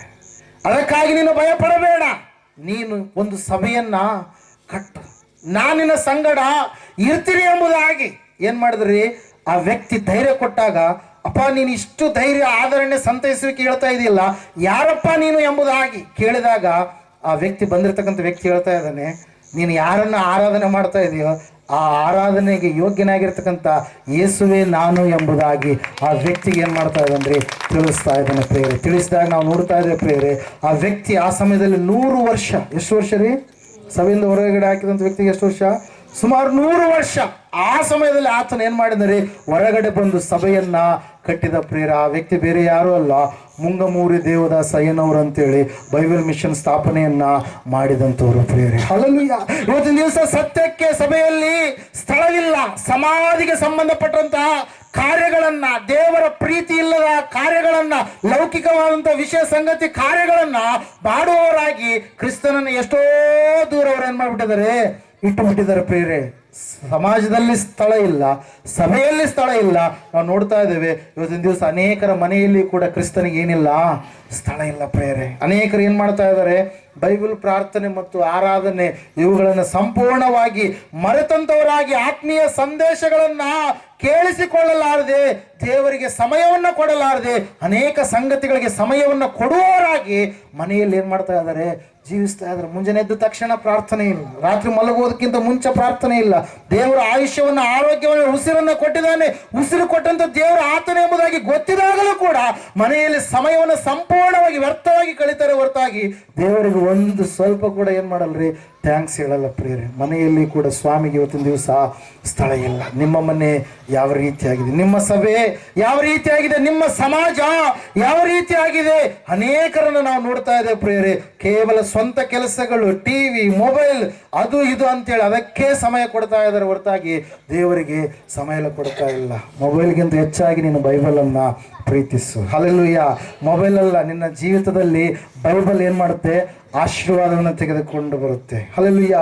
ಸಿನಿಮಾ, ಸೀರಿಯಲ್, ಸ್ಪೋರ್ಟ್ಸ್ ಸ್ಟಾರ್ಸ್ಗಳಿಗಿಂತ ಹೆಚ್ಚಾಗಿ ಸೇವಿಯರ್ ಆಗಿರ್ತಕ್ಕಂಥ one and only Jesus is a super star. Hallelujah. ಆತನಿಗೆ ಮಿಂಚಿದಂತ ನಾಯಕ ಯಾರು ಇಲ್ಲ. ಆತನನ್ನು ನೀನು ಫಾಲೋ ಮಾಡು. ಹಲ್ಲೆಲೂಯಾ. Praise lord. ಕ್ರಿಕೆಟ್ ಅಲ್ಲಿ ಇವ್ರು ನನಗೆ ಇಷ್ಟ, ಸಿನಿಮಾದಲ್ಲಿ ಇವ್ರು ನನಗೆ ಇಷ್ಟ, ಸೀರಿಯಲ್ ಅಲ್ಲಿ ಇವ್ರು ನನಗೆ ಇಷ್ಟ ಅಂತೇಳಿ ಅವ್ರು ಫಾಲೋ ಮಾಡಬೇಡ. ಅವ್ನು ಫಾಲೋ ಮಾಡಿದ್ರೆ ನಿಮ್ಗೆ ಏನು ಚಿಪ್ಪೆ ಸಿಗೋದು, ಏನು ಸಿಗಲ್ಲ. ಏನು ಸಿಗುತ್ತೆ? ಚಿಪ್ಪೆ ಸಿಗೋದು. ಅವ್ರು ಯೇಸುವನ್ನು ಹಿಂಬಾಲಿಸಿದ್ರೆ ನಿನಗೆ ನಿತ್ಯ ಜೀವ ಸಿಗುತ್ತೆ ಪ್ರಿಯರೇ. ಹಲ್ಲೆಲೂಯಾ. Praise Lord. ಅದಕ್ಕಾಗಿ ನಾವು ನೋಡ್ತಾ ಇದ್ದೇವೆ ಪ್ರಿಯರೇ, ಇವತ್ತಿನ ದಿವಸ ಮನೆಯಲ್ಲಿ ಅನೇಕರು ಸ್ವಾಮಿಗೆ ಸ್ಥಳವನ್ನ ಕೊಡ್ತಾ ಇಲ್ಲ. ಹರಟೆ ಮಾತುಗಳನ್ನು ಮಾಡುವವರಾಗಿ ಕೇವಲ ತಮ್ಮ ವಿದ್ಯಾರ್ಥಿ ಜೀವಿತದಲ್ಲಿರುವಾಗ ಅನೇಕರು ಸ್ಟಡಿ ಅಂತೇಳಿ ದೇವ್ರನ್ನ ಮರ್ತೇ ಬಿಟ್ಟಿರ್ತಾರೆ. ಹಲ್ಲೆಲೂಯಾ. ಕೆಲಸ ಮಾಡುವಂಥ ರೈತರು ಕೆಲಸ ಅಂತೇಳಿ ದೇವ್ರಲ್ಲ ಮರ್ತೇ ಬಿಟ್ಟಿರ್ತಾರೆ. ಹಲ್ಲೆಲೂಯಾ. Praise Lord. ಕೆಲಸನೇ ಅವರಿಗೆ ಎಲ್ಲ ಮನೆ ತುಂಬ ಅದೇ ಆಗಿರುತ್ತೆ. ಮುಂಜಾನೆ ಹಿಡಿದು ಅದ್ರ ಬಗ್ಗೆನೇ ಆಲೋಚನೆ, ಅದೇ ಧ್ಯಾನ, ಅದೇ ಒಂದು ಗಾನ ಆಗಿರುತ್ತೆ, ಅದೇ ಒಂದು ಜೀವಿತ ಆಗಿರುತ್ತೆ. ಆದರೆ ದೇವರಿಗೆ ಅವರು ಮನೆಯಲ್ಲಿದ್ದಾಗಲೂ ಕೂಡ ಸ್ಥಳವನ್ನ ಕೊಡ್ತಲ್ಲ. ವೈಯಕ್ತಿಕವಾಗಿ, ವ್ಯಕ್ತಿಗತವಾಗಿ ಸಹೋದರ ಸಹೋದರಿಯೇ, ನೀನು ಕೂಡ ನಿನ್ನ ಜೀವಿತದಲ್ಲಿ ಯೇಸುವಿಗೆ ಸ್ಥಳ ಕೊಡ್ತಾ ಇಲ್ವೇನು? ಅಶುದ್ಧವಾದಂಥ ಆಲೋಚನೆಗಳನ್ನು ಮಾಡುವವನಾಗಿ ನೀನಿದ್ರೆ ನೀನು ವ್ಯಕ್ತಿಗತವಾಗಿ ನಿನ್ನಲ್ಲಿ ಯೇಸು ಇರಲಿಕ್ಕೆ ಸಾಧ್ಯ ಇಲ್ಲ. ಒಂದು ವೇಳೆ ನೀನು ಕೆಟ್ಟ ಮಾತುಗಳನ್ನು ಮಾತಾಡುವವನಾಗಿದ್ರೆ ನಿನ್ನಲ್ಲಿ ಯೇಸು ಇರೋದಕ್ಕೆ ಸಾಧ್ಯ ಇಲ್ಲ. ಯಾಕಂದ್ರೆ ಕೆಟ್ಟ ಮಾತುಗಳು, ಕುಚೋದ್ಯ ಮಾತುಗಳು, ಅಶುದ್ಧ ಮಾತುಗಳು, ಬೈಯುವ ಮಾತುಗಳು, ಅಪರಿಶುದ್ಧವಾಗಿರ್ತಕ್ಕಂಥ ಮಾತುಗಳು ನಿಮ್ಮ ಬಾಯೊಳಗಿಂದ ಯಾವ ಕೆಟ್ಟ ಮಾತುಗಳು ಹೊರಡಬಾರದು. ಹರಟೆ ಮಾತುಗಳು ಬರಬಾರದು. ಯಾಳಿಸುವಂತ ಚಾಡಿ ಮಾತುಗಳು ಬರಬಾರದು. ಇಷ್ಟೆಲ್ಲ ಇದ್ರ ಬದಲು ಯೇಸು ನಮ್ಮಲ್ಲಿ ಇರ್ತಾನ. ಹಲ್ಲೆಲೂಯಾ. ನಿಮ್ಮ ಮನೆ ಒಳಗಡೆ ನೀವೆಲ್ಲ ಸಂಪೂರ್ಣವಾಗಿ ಕೆಸರು ಹಾಕಿ ಮನೆ ಒಳಗಡೆ ಹೋಗಿ ಆರಾಮ್ ಮಲಗ್ತೀರಿ. ಹಲ್ಲೆಲೂಯಾ. ಮಲಗ್ತೀರಾ? ಹಲ್ಲೆಲೂಯಾ. ಅಲ್ಲಿದು ಇಲ್ಲಿದೆಲ್ಲ ಕಕ್ಕಸ್ತಂದು ಮನೆ ಒಳಗೆ ಹಾಕಿ ಹೋಗಿ ಒಳ್ಳೆ ಪರಿಮಳ ಅಂತೇಳಿ ನೀವು ಇದ್ಕೊಂಡು ಸುವಾಸನೆ ಅಂತೇಳಿ ಹೋಗಿ ಮಲಗ್ತೀರಾ? ಮಲಗಲ್ಲ. ನೀವೇ ಒಳ್ಳೆ ರೀತಿಯಲ್ಲಿ ಊಟ ಮಾಡಬೇಕಾದ್ರೆ ಸ್ವಚ್ಛವಾಗಿರುವಂಥದ್ದು, ಶ್ರೇಷ್ಠವಾಗಿರುವಂಥದ್ದು ತಿಂತೀರಿ. ವಾಸ ಮಾಡಬೇಕಾದ್ರೆ ಶುದ್ಧವಾಗಿರ್ತಕ್ಕಂಥ ಜಾಗದಲ್ಲಿ ನೀವು ವಾಸ ಮಾಡ್ತೀರಿ. ಆದರೆ ದೇವರಿಗೆ ನೀವು ಉಳುಕಾಗಿ, ಕೊಳಕಾಗಿ, ಪಾಪದ ಮತ್ತು ಅನೀತಿಯ ಜೀವಿತವನ್ನು ಜೀವಿಸುವವರಾಗಿ, ಕೆಟ್ಟದ್ದನ್ನು ಮಾಡುವವರಾಗಿ, ಕೆಟ್ಟದ್ದನ್ನು ಕಲಿಸುವವರಾಗಿ ನೀವಿದ್ರೆ ನಿಮ್ಮಲ್ಲಿ ಯೇಸು ಬರ್ತಾನ? ಸಾಧ್ಯನೇ ಇಲ್ಲ. ಅದಕ್ಕಾಗಿ ನಾವು ನೋಡ್ತಾ ಇದ್ದೇವೆ, ನಾನು ಪರಿಶುದ್ಧನಾಗಿರುವ ದೇವರು, ನನ್ನನ್ನು ಆರಾಧಿಸುವ ನೀವು ಕೂಡ ಪರಿಶುದ್ಧರಾಗಿ ಇರಬೇಕು. ಹಲ್ಲೆಲೂಯಾ. ವೈಯಕ್ತಿಕವಾಗಿ ವ್ಯಕ್ತಿಗತ ಜೀವಿತದಲ್ಲಿ ಕೂಡ ಅನೇಕರು ಇವತ್ತಿನ ದಿವಸ ಸ್ವಾಮಿಗೆ ಸ್ಥಳವನ್ನ ಕೊಡ್ತಾ ಇಲ್ಲ ಪ್ರಿಯರೇ. ಅಕ್ರಮ ಸಂಬಂಧಗಳು ಇಟ್ಟುಕೊಂಡವರಾಗಿ, ಕೆಟ್ಟ ವಿಡಿಯೋಗಳನ್ನ ನೋಡುವಂತವರಾಗಿ, ಕೆಟ್ಟ ಕೆಟ್ಟ ಕಾರ್ಯಗಳನ್ನ ಮಾಡುವವರಾಗಿ ಇರುವ ಕಾರಣಕ್ಕಾಗಿ ಅವರು ಸ್ವಾಮಿಯನ್ನ ದೂರ ಇಟ್ಟುಬಿಟ್ರೆ. ಅಲ್ಲಿ ಯಾಕೆ ಹೇಳ್ರಿ, ಕೆಟ್ಟ ಕಾರ್ಯಗಳನ್ನು ಮಾಡ್ರಿ. ಯಾಕಂದ್ರೆ ದೇವ್ರೇನು ಹೇಳ್ತಾನೆ, ನೀನು ಚೆನ್ನಾಗಿರ್ಬೇಕಂತ ಹೇಳಿ, ನಿನ್ನ ಅವಘಗಳನ್ನು ಕೆಡಿಸ್ಕೊಳ್ಬಾರ್ದು ಅಂತ, ನೀನು ಅಶುದ್ಧವಾಗಿರುವಂಥದ್ದನ್ನ ಮುಟ್ಟಬಾರ್ದು ಅಂತ ಹೇಳ್ತಾನೆ, ನೀನು ಕೆಟ್ಟ ದಾರಿಯಲ್ಲಿ ನಡಿಬಾರ್ದು ಅಂತ ಹೇಳ್ತಾನೆ.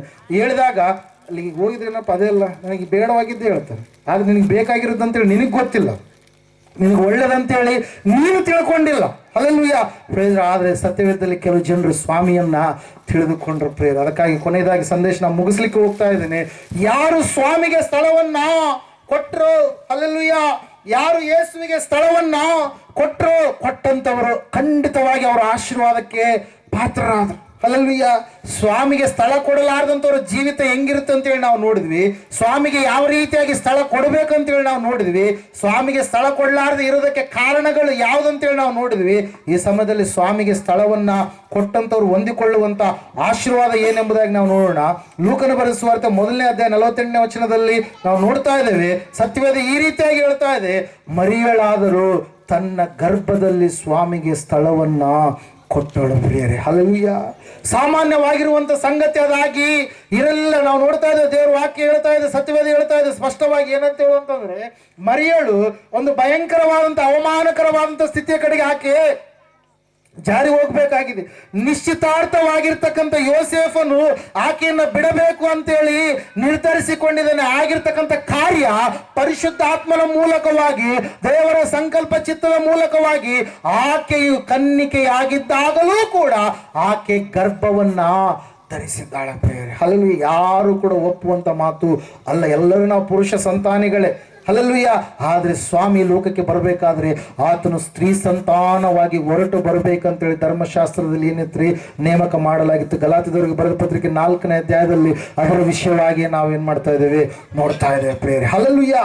ಮರಿಯಳು ಆಗಬೇಕಾದಂತ ಎಲ್ಲ ಅವಮಾನಗಳನ್ನ, ಆಗಬೇಕಾದಂತ ಎಲ್ಲ ಆರೋಪಗಳನ್ನ, ಆಗಬೇಕಾದಂತ ಎಲ್ಲ ಅವಮಾನಕರವಾದಂತ ಸ್ಥಿತಿ ಘಟನೆಗಳನ್ನ, ಕೆಟ್ಟದೆಲ್ಲವನ್ನ, ಶಿಕ್ಷೆ ಎಲ್ಲವನ್ನ, ಕಣ್ಣೀರೆಲ್ಲವನ್ನ, ಬಾಧೆ ಎಲ್ಲವನ್ನ ಆಕೆ ಸಹಿಸಿಕೊಂಡು ಯೇಸು ಸ್ವಾಮಿಗೆ ತನ್ನ ಗರ್ಭದಲ್ಲಿ ಆಕೆ ಏನ್ ಮಾಡಿದ್ಲು ಅಂತ ಹೇಳುತ್ತೆ ವಾಕ್ಯ, ಸ್ಥಳವನ್ನು ಕೊಟ್ಲು. ಅದಕ್ಕಾಗಿ ಆಕೆಯನ್ನ ನನ್ನನ್ನು ಎಲ್ಲರ ಹಿಂದಿನಿಂದ ಧನ್ಯಳು ಎಂಬುದಾಗಿ ಕೊಂಡಾಡುವರು ಅಂತೇಳಿ ಆಕೆ ಸ್ತುತಿಗೀತೆಯನ್ನ ಆಡ್ತಾಳೆ ಪ್ರಿಯರೇ. ಹಲ್ಲೆಲೂಯಾ. ಸ್ವಾಮಿ ಹೇಳ್ತಾರೆ ಒಂದು ಸಂದರ್ಭದಲ್ಲಿ, ಆತನ ವಾಕ್ಯ ಹೇಳುವ ಸಮಯದಲ್ಲಿ ಲೂಕನ ಬರೆದ ಸುವಾರ್ತೆಯಲ್ಲಿ ನಾವು ನೋಡ್ತಾ ಇದ್ದೇವೆ. ವಾಕ್ಯ ಈ ರೀತಿಯಾಗಿ ಹೇಳ್ತಾ ಇದೆ, 11ನೇ ಅಧ್ಯಾಯ 27-28ನೇ ವಚನದಲ್ಲಿ, ಒಬ್ಬ ತಾಯಿ, ಅಪ್ಪ, ಇಂತಹ ಕುಮಾರನನ್ನು ನಾವು ಎಲ್ಲಿಯೂ ಕೂಡ ನಾವು ನೋಡೇ ಇಲ್ಲ. ಈತನು ಎತ್ತಂತ ತಾಯಿ ಎಂತಕ್ಕೋ, ಈತನ್ನು ಯಾವ ರೀತಿಯಾಗಿ ಬೆಳೆದನೋ ಎಂಬುದಾಗಿ ಏನ್ ಮಾಡ್ತಾ ಇದಾರೆ, ಆ ತಾಯಿ ಕೂಗಿ ಹೇಳ್ತಾ ಇದ್ದಾಳೆ. 27-28ನೇ ವಚನ ನೀವು ಓದಿದಾಗ, ಆ ಸಮಯದಲ್ಲಿ ಅದಕ್ಕಿಂತ ಮುಂಚೆ ವಚನಗಳು ಓದಿದಾಗ ಅಲ್ಲಿ ವಾಕ್ಯದಲ್ಲಿ ನಾವು ನೋಡ್ತಾ ಇದ್ದೀವಿ, ಏಸಪ್ಪನ ಮಾತು ಹೇಳ್ತಾ ಇದ್ದಾರೆ, ಹಾಗನ್ನ ಬೇಡ, ದೇವರ ವಾಕ್ಯದ ಪ್ರಕಾರವಾಗಿ ಕೈಕೊಂಡು ನಡೆಯುವನೇ ಧನ್ಯನು ಎಂಬುದಾಗಿ. ನನ್ನನ್ನು ಎತ್ತಂತ ತಾಯಿ ಧನ್ಯಳಲ್ಲ. ಯಾರು ಧನ್ಯರು? ನನ್ನ ವಾಕ್ಯವನ್ನ ಕೈಕೊಂಡು ಪರಿಪೂರ್ಣವಾಗಿ ಯಾರು ನಡೀತಾರೋ ಅವರೇ ನಿಜವಾದಂತ ಧನ್ಯರು ಎಂಬುದಾಗಿ ಪ್ರಿಯರೇ. ಹಲ್ಲೆಲೂಯಾ.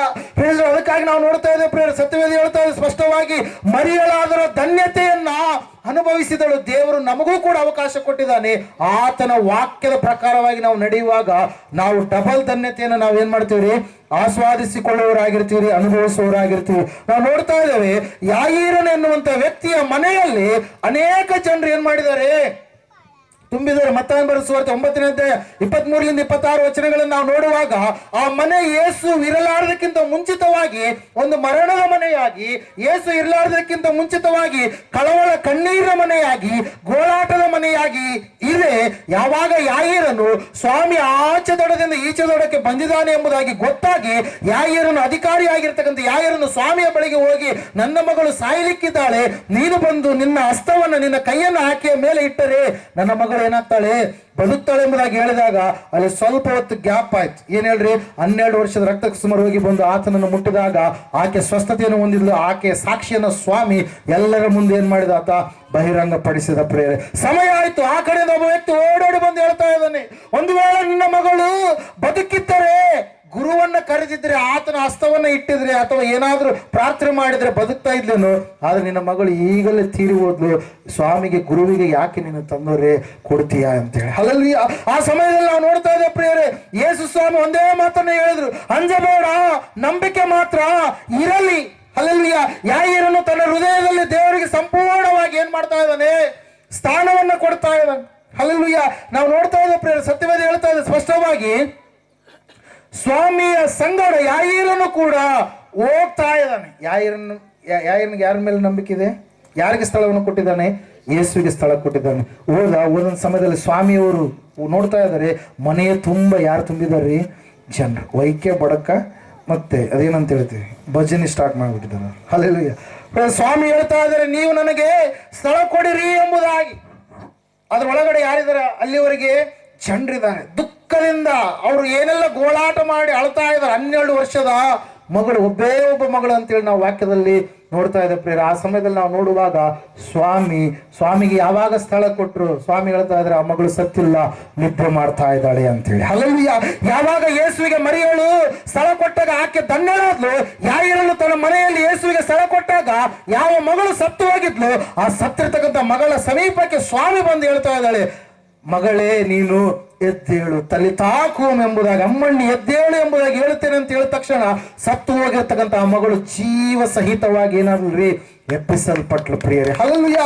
ಯೇಸುವಿಗೆ ನೀನು ಸ್ಥಳವನ್ನ ಕೊಡುವಾಗ ನಿನ್ನಲ್ಲಿ ಇರ್ತಕ್ಕಂಥ ಮರಣಕರವಾದಂತ ಸ್ಥಿತಿಗತಿಗಳು ಯಾವುದಿದಾವೋ, ಯಾವ ಒಂದು ವಿಷಯದಲ್ಲಿ ನೀನು ಬೆಳವಣಿಗೆ ಹೊಂದಲಾರದೆ ಸ್ಥಿತಿಯಲ್ಲಿ ನೀನು ಜೀವಿಸ್ತಾ ಇದೆಯೋ, ಪುನಃ ಅವುಗಳಿಗೆ ಬಂಜರು ಸ್ಥಿತಿಯಾಗಿರಲಿ, ಅದು ಬಲಹೀನವಾಗಿರ್ತಕ್ಕಂಥ ಕಾಡು ಮರುಭೂಮಿಯ ಸ್ಥಿತಿಯಾಗಿರಲಿ, ಅಲ್ಲಿ ಖಂಡಿತವಾಗಿ ದೇವರು ಏನ್ ಕೊಡ್ತಾನೆ, ವರ್ಷವನ್ನ, ಆಶೀರ್ವಾದವನ್ನ, ಬಿಡುಗಡೆಯನ್ನ ಕೊಡಲಿಕ್ಕಿದ್ದಾನೆ. ಕ್ರಿಸ್ತನಿಗೆ ಸ್ಥಳ ಕೊಟ್ಟಂತ ಯಾಯಿರನ್ನು ಆ ಮನೆ ಯಾವಾಗ ಯೇಸುವಿಗೆ ಸ್ಥಳ ಕೊಟ್ಟರು, ಮರಣದ ಮನೆ, ದುಃಖದ ಮನೆ, ಮರಣದ ಮನೆ ಜೀವದ ಮನೆಯಾಗಿ, ದುಃಖದ ಮನೆ ಆನಂದದ ಮನೆಯಾಗಿ, ಯಾವ ಮನೆಯಲ್ಲಿ ಕತ್ತಲೆ ಇತ್ತು, ಕತ್ತಲೆಯ ಮನೆ ಸಂಪೂರ್ಣವಾಗಿ ಬೆಳಕಿನ ಮನೆಯಾಗಿ ಏನಾಯ್ತ್ರಿ, ಬದಲಾವಣೆ ಆಯ್ತು ಪ್ರಿಯರೇ. ನಾವು ನೋಡ್ತಾ ಇದ್ದೇವೆ, ದೇವ್ರ ವಾಕ್ಯ ಹೇಳ್ತಾ, ಸತ್ಯವೇದ ಹೇಳ್ತಾ ಇದೆ, ಯೇಸು ಸ್ವಾಮಿ ಯರಿಕೋ ಎನ್ನುವಂತ ಪಟ್ಟಣದ ಕಡೆಗೆ ಹೋಗುವಂತ ಸಮಯದಲ್ಲಿ ಒಬ್ಬ ವ್ಯಕ್ತಿ ಯೇಸು ಸ್ವಾಮಿಯನ್ನು ನೋಡ್ಬೇಕಂತೇಳಿ ತನ್ನ ಅರಮನೆಯಿಂದ ಕಾಲು ನಡಿಗೆಯಾಗಿ ಹೊರಗಡೆ ಬಂದು, ಸ್ವಾಮಿ ಹೆಂಗಿದಾನೋ ಅಂತೇಳಿ ನಾನು ನೋಡ್ಬೇಕಂತೇಳಿ ಲೂಕನ ಬರೆಸುವಾರ್ತೆ 19ನೇ ಅಧ್ಯಾಯದಲ್ಲಿ ಆತನ ಏನ್ ಮಾಡ್ತಾ ಇದ್ದಾನಂತ್ರಿ, ಹೊರಗಡೆ ಬಂದು ನೋಡ್ತಾ ಇದ್ದಾನೆ. ನನ್ನ ಜೀವಿತದಲ್ಲಿ ಇಲ್ಲಿಯವರೆಗೆ ನಾನು ಅಕ್ರಮಕ್ಕೆ, ಅನ್ಯಾಯಕ್ಕೆ, ಭಯಂಕರವಾದಂತ ಪಾಪದ ಕಾರ್ಯಗಳಿಗೆ ಸ್ಥಳವನ್ನು ಕೊಟ್ಟಿದ್ದೇನೆ. ಆದ್ರೆ ನನ್ನಲ್ಲಿ ಯಾವುದೇ ಶಾಂತಿ ಸಮಾಧಾನ ಇಲ್ಲ. ಆದ್ರೆ ಇನ್ನು ಮುಂದೆ ಆದ್ರೂ ನಾನು ಒಳ್ಳೆಯ ದೇವರಿಗೆ, ಆತನ ಕುರಿತಾಗ ಅನೇಕರು ಹೇಳ್ತಾ ಇದ್ದಾರೆ, ಆತನ ಹೆಂಗಿದಾನೋ ಆತನ ನೋಡ್ಬೇಕಂತೇಳಿ ಸ್ಥಳ ಕೊಡ್ಬೇಕಂತೇಳಿ ಏನ್ ಮಾಡಿದಾರೆ, ಹೊರಟು ಹೋದ. ಆದ್ರೆ ಚಂಡೆಲ್ಲರ ಎತ್ತರ ಇದ್ದಾರೆ, ಈತನ ಗಿಡ್ಡನಾಗಿದ್ದಾನೆ. ಅದಕ್ಕಾಗಿ ಈತನ ಏನ್ ಮಾಡ್ಲಿಲ್ಲ, ಆತನನ್ನು ನೋಡ್ಲಿಕ್ಕೆ ಸಾಧ್ಯ ಆಗ್ಲಿಲ್ಲ. ಆ ಸಮಯದಲ್ಲಿ ಈತನ ಆಲೋಚನೆ ಮಾಡಿದ, ಆ ಸ್ವಾಮಿ ಇದೇ ದಾರಿಯಲ್ಲಿ ಬರ್ತಾನೆ, ಅದಕ್ಕಾಗಿ ನಾನು ಆಲದ ಮರವನ್ನೇರಿ ಈತನನ್ನ ನಾನು ನೋಡ್ತೀನಿ ಅಂತೇಳಿ ಆಸೆ ಪಟ್ಟ. ಆಲದ ಮರ ಸುಲಭವಾಗಿ ಚಿಕ್ಕರಿರುವಾಗ ಎಷ್ಟು ಗಿಡಗಳು ಏರಿರ್ತೀವಿ, ಈಗ ಏರಿ ಅಂದ್ರೆ ಇರಕಾಗ್ತ? ಅಲ್ಲಿಗೆ ಅವಾಗಿರ್ತಕ್ಕಂಥ ತುಂಟಾಟದಲ್ಲಿ ಬೇರೆ, ಅವಾಗಿರ್ತಕ್ಕಂಥ ಅವೆಗಳ ಮೂಮೆಂಟೇ ಬೇರೆ, ಇವಾಗನೇ ಬೇರೆ. ಈಗ ಮ್ಯಾಲಿರೋ ಭಯ ಬರುತ್ತೆ. ಅವಾಗ ಚಿಕ್ಕವ್ರಿಗೆ ಎಷ್ಟು ಮೇಲೆ ಹೋದ್ರೆ ಕೋತಿ ಥರ ಇರ್ತೀವಿ.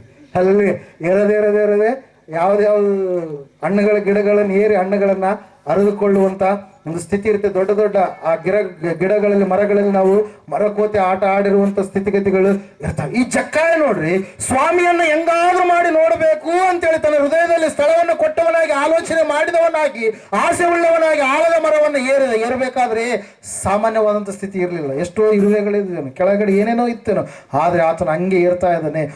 ಬಚ್ಚಿಟ್ಕೊಂಡು ಸ್ವಾಮಿಯನ್ನು ನೋಡ್ತಾ ಇರಬೇಕಾದ್ರೆ ಸ್ವಾಮಿ ನೇರವಾಗಿ ಆ ಆಲದ ಮರದ ಸಮೀಪಕ್ಕೆ ಬಂದು ಏನ್ ಮಾಡ್ತಾ ಇದ್ದಾನೆ, ಜಕ್ಕಾಯನೇ ತಟ್ಟನೆ ಇಳಿದು ಬಾ, ನಾನು ಇವತ್ತು ನಿನ್ನ ಮನೆಯಲ್ಲಿ ಇಳುಕೊಳ್ಳಬೇಕು.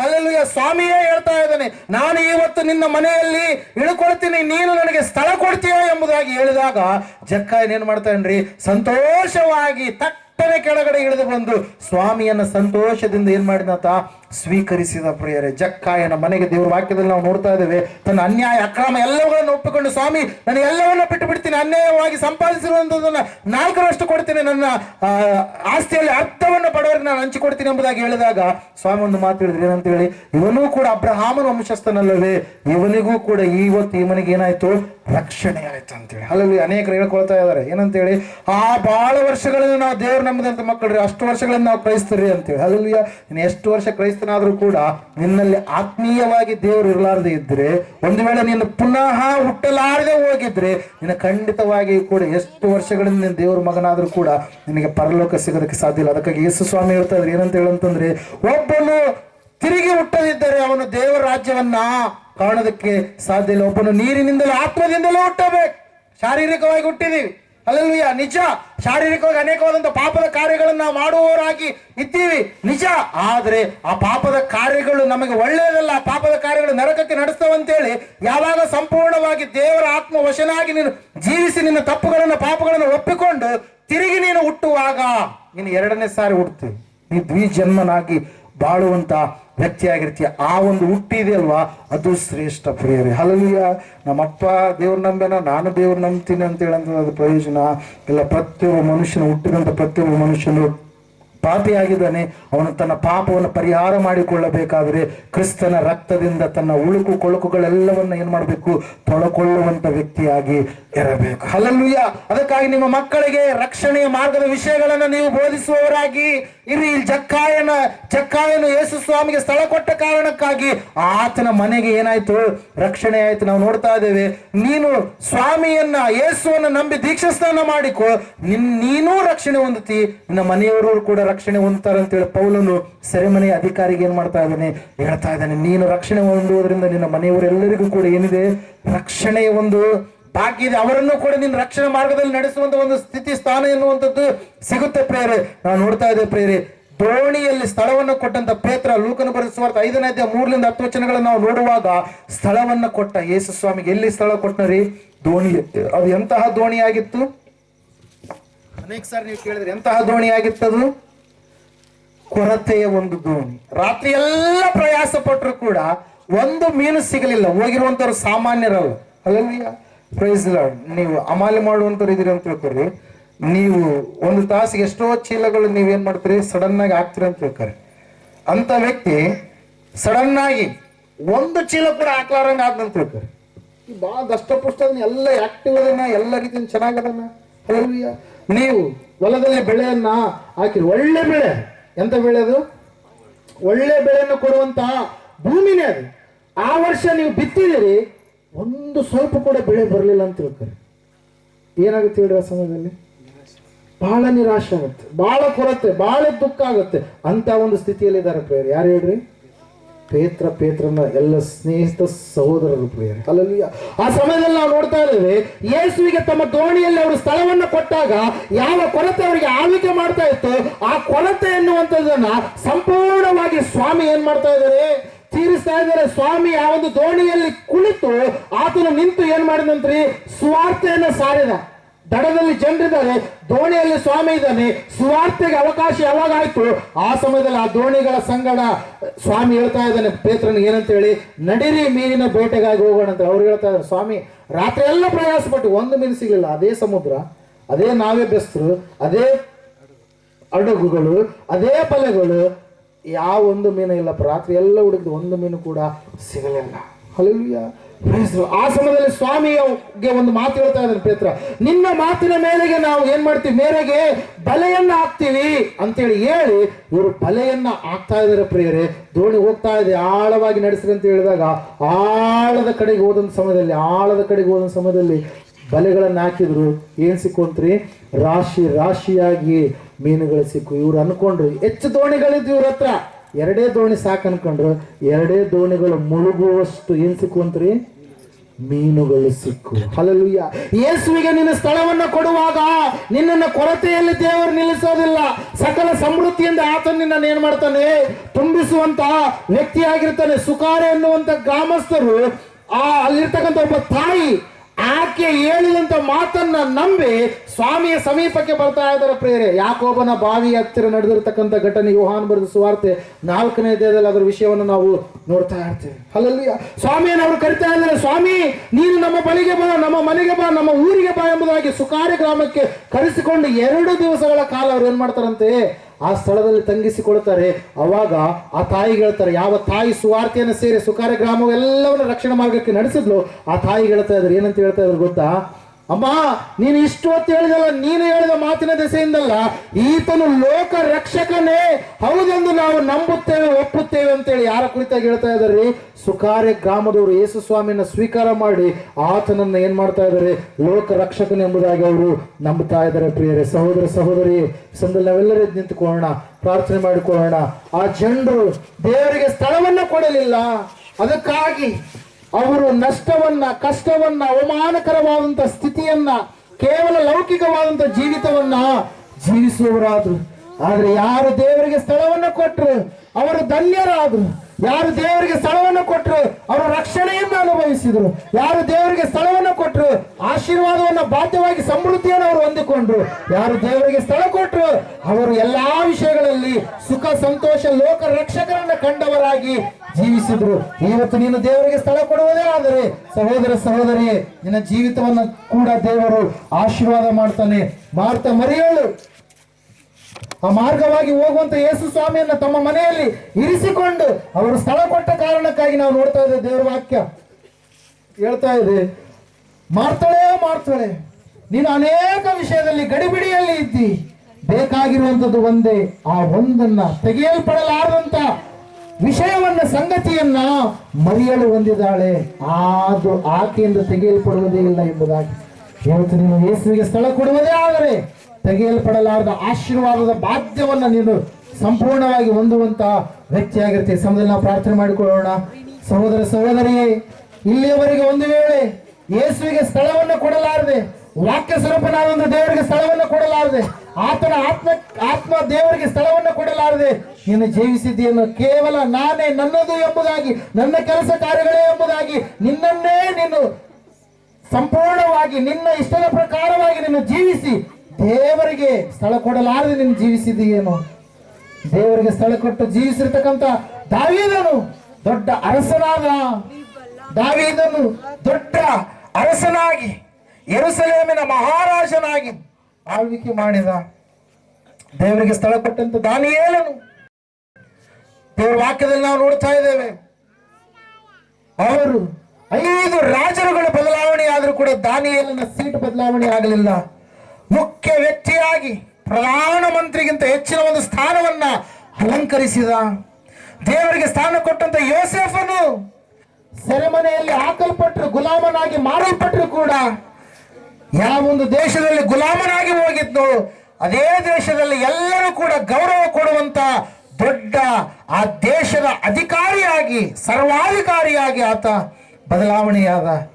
ಇವತ್ತು ಒಂದು ವೇಳೆ ನೀನು ನಿನ್ನ ಜೀವಿತದಲ್ಲಿ ದೇವರಿಗೆ ಸ್ಥಳ ಕೊಡಲಾರದೆ ಜೀವಿಸಿದ್ದೆ ಆದರೆ ಇನ್ನು ಮುಂದೆ ಆದರೂ ವಾಕ್ಯದಲ್ಲಿ ನಾವು ನೋಡಿದ ಹಾಗೆ ನರಿಗಳಿಗೆ ಗುತ್ತುಗಳಿವೆ, ಆಕಾಶದಲ್ಲಿ ಹಾರಾಡುವ ಪಕ್ಷಿಗಳಿಗೆ ಗೂಡುಗಳಿವೆ, ಮನುಷ್ಯ ಕುಮಾರನಿಗೆ ತಲೆ ಇಡುವಷ್ಟು ಸ್ಥಳವಿಲ್ಲವಲ್ಲ ಎಂಬುದಾಗಿ ಇವತ್ತು ದಿವಸ ನಮ್ಮ ಜೀವಿತದಲ್ಲಿ ಆತನನ್ನು ಆಹ್ವಾನ ಮಾಡೋಣವಾ? ಸಹೋದರ ಸಹೋದರಿ, ದೇವರಿಗಾಗಿ ನೀನು ಸಂಪೂರ್ಣವಾಗಿ ನಿನ್ನ ಜೀವಿತದಲ್ಲಿ ಸ್ಥಳವನ್ನು, ಸ್ಥಾನವನ್ನು ಕೊಡುವಂಥ ವ್ಯಕ್ತಿ ಆಗ್ತೀಯಾ? ಪ್ರಾರ್ಥನೆ ಮಾಡಿಕೊಳ್ಳೋಣ. ಮಹೋನ್ನತರು, ಮಹಾಪರಿಶುದ್ಧನಾದ ಮಹಾದೇವರು, ನಿನಗೆ ಸ್ತೋತ್ರಗಳಪ್ಪ. ಕೇಳಿದಂಥ ವಾಕ್ಯ ಬಿತ್ತಿದಂಥ ಬೀಜ 100ರಷ್ಟು ಫಲ ಕೊಡಲು ಸಹಾಯ ಮಾಡಿ ಸ್ವಾಮಿ. ನಿಜವಾದ ಕ್ರಿಸ್ಮಸ್ ಅದು ನಿನಗೆ ನಮ್ಮ ಜೀವಿತದಲ್ಲಿ ಸ್ಥಳ ಕೊಡುವಂಥದ್ದೇ ಆಗಿದೆ ಎಂಬುದಾಗಿ ಸ್ವಾಮಿ ನಮಗೆ ಬೋಧಿಸಿದ್ದಕ್ಕಾಗಿ ಸ್ತೋತ್ರಗಳಪ್ಪ. ಕೇವಲ ಕೇಳುವವರಾಗಿ, ಕೇವಲ ಹೇಳುವವರಾಗಿ ಇರದೆ ಸಂಪೂರ್ಣವಾಗಿ ಸ್ವಾಮಿ ನಿನ್ನಲ್ಲಿ ಸ್ವಾಮಿ ನಾವು ಜೀವಿಸುವವರಾಗಿ, ನಿನ್ನಲ್ಲಿ ಬದುಕುವವರಾಗಿ, ಕ್ರಿಸ್ತನಿಗಾಗಿಯೇ ನಾವು ಬದುಕುತ್ತೇವೆ, ಶಿಲುಬೆಗೆ ಹಾಕಿಸಲ್ಪಟ್ಟವರಾಗಿದ್ದೇವೆ ಎಂಬುದಾಗಿ ಪೌಲನು ಹೇಳಿದ ಹಾಗೆ ಇನ್ನು ಬದುಕುವವನು ನಾನಲ್ಲ, ಕ್ರಿಸ್ತನೇ ನನ್ನಲ್ಲಿ ಬದುಕುತ್ತಾನೆ ಎಂಬುದಾಗಿ ಸಂಪೂರ್ಣವಾಗಿ ನಿನಗೆ ಸ್ಥಳ ಕೊಟ್ಟು ಪೌಲನೋಪಾದಿಯಲ್ಲಿ ಮಾದರೀಕರವಾದಂಥ ಜೀವಿತವನ್ನ ಜೀವಿಸ್ಲಿಕ್ಕಾಗುವಂತ ನಮ್ಮೆಲ್ಲರನ್ನೂ ಸ್ವಾಮಿ ನೀವು ತಾನೇ ಅಣಿಗೊಳಿಸಿರಯ್ಯ. ಸಂಪೂರ್ಣವಾಗಿ ಸ್ವಾಮಿ ಬೆತ್ಲೆಹೇಮಿನವರು ಆವತ್ತಿನ ದಿವಸ ನಿನಗೆ ಸ್ಥಳ ಕೊಡಲಿಲ್ಲ, ಯೂದಾಯ ಯೆರೂಸಲೇಮಿನವರು ಸ್ಥಳ ಕೊಡಲಿಲ್ಲ, ಗೆರಸೇನ ಸೀಮೆಯವರು ಸ್ಥಳ ಕೊಡಲಿಲ್ಲ. ಕರ್ತನೇ, ಸ್ವಂತ ಜನರಿಗಾಗಿ ಬಂದು ಅವರೂ ಕೂಡ ಸ್ಥಳ ಕೊಡಲಿಲ್ಲ, ಲೋಕದವರೂ ಕೂಡ ಸ್ಥಳ ಕೊಡಲಿಲ್ಲ. ದೇವಾ, ನೀನು ಇವತ್ತು ನನ್ನಲ್ಲಿ ಬಾಯ, ದೇವಾ ನನ್ನ ಜೀವಿತದಲ್ಲಿ ಬಾ ಎಂಬುದಾಗಿ ಕರಿತೀಯ. ಸಹೋದರ ಸಹೋದರಿಯೇ, ದೇವಾ ನಾನು ನಿನಗೆ ಸ್ಥಳ ಕೊಡುತ್ತೇನೆ ಎಂಬುದಾಗಿ. ಹೌದು ಸ್ವಾಮಿ, ನಮ್ಮ ಜೀವಿತದಲ್ಲಿ ನಿನಗೆ ಸ್ಥಳ ಇದೆಯಯ್ಯ. ದೇವಾ, ನಮ್ಮಲ್ಲಿ ನೀನು ಬಂದಿದ್ದಕ್ಕಾಗಿ ಸ್ತೋತ್ರಗಳಯ್ಯ. ನಿನ್ನಂತೆ ನಮ್ಮನ್ನು ಮಾರ್ಪಡಿಸಿ ನಡೆಸಿ ಸಂಪೂರ್ಣವಾಗಿ ಸ್ವಾಮಿ ನಿನ್ನಲ್ಲಿ ಆನಂದ ಪಡುವ ವ್ಯಕ್ತಿಗಳಾಗಿ ನಮ್ಮನ್ನು ನಡೆಸುತ್ತಾ ಬರಬೇಕೆಂಬುದಾಗಿ ಅತಿ ಬೇಗನೆ ಬರಲಿರುವ ನಜರೇತಿನ ಯೇಸು ಕ್ರಿಸ್ತನ ಪರಿಶುದ್ಧ ದಿವ್ಯ ನಾಮದಲ್ಲಿ ಪ್ರಾರ್ಥಿಸಿ ಅರ್ಪಿಸಿ ಬೇಡಿ ಹೊಂದಿ ಬೇಡಿದೆಲ್ಲವನ್ನ ಯೇಸುವಿನ ನಾಮದಲ್ಲಿ ಪಡೆದುಕೊಂಡಿದ್ದೇವೆ ಪರಮ ತಂದೆ. ಆಮೇನ್, ಆಮೇನ್, ಆಮೇನ್.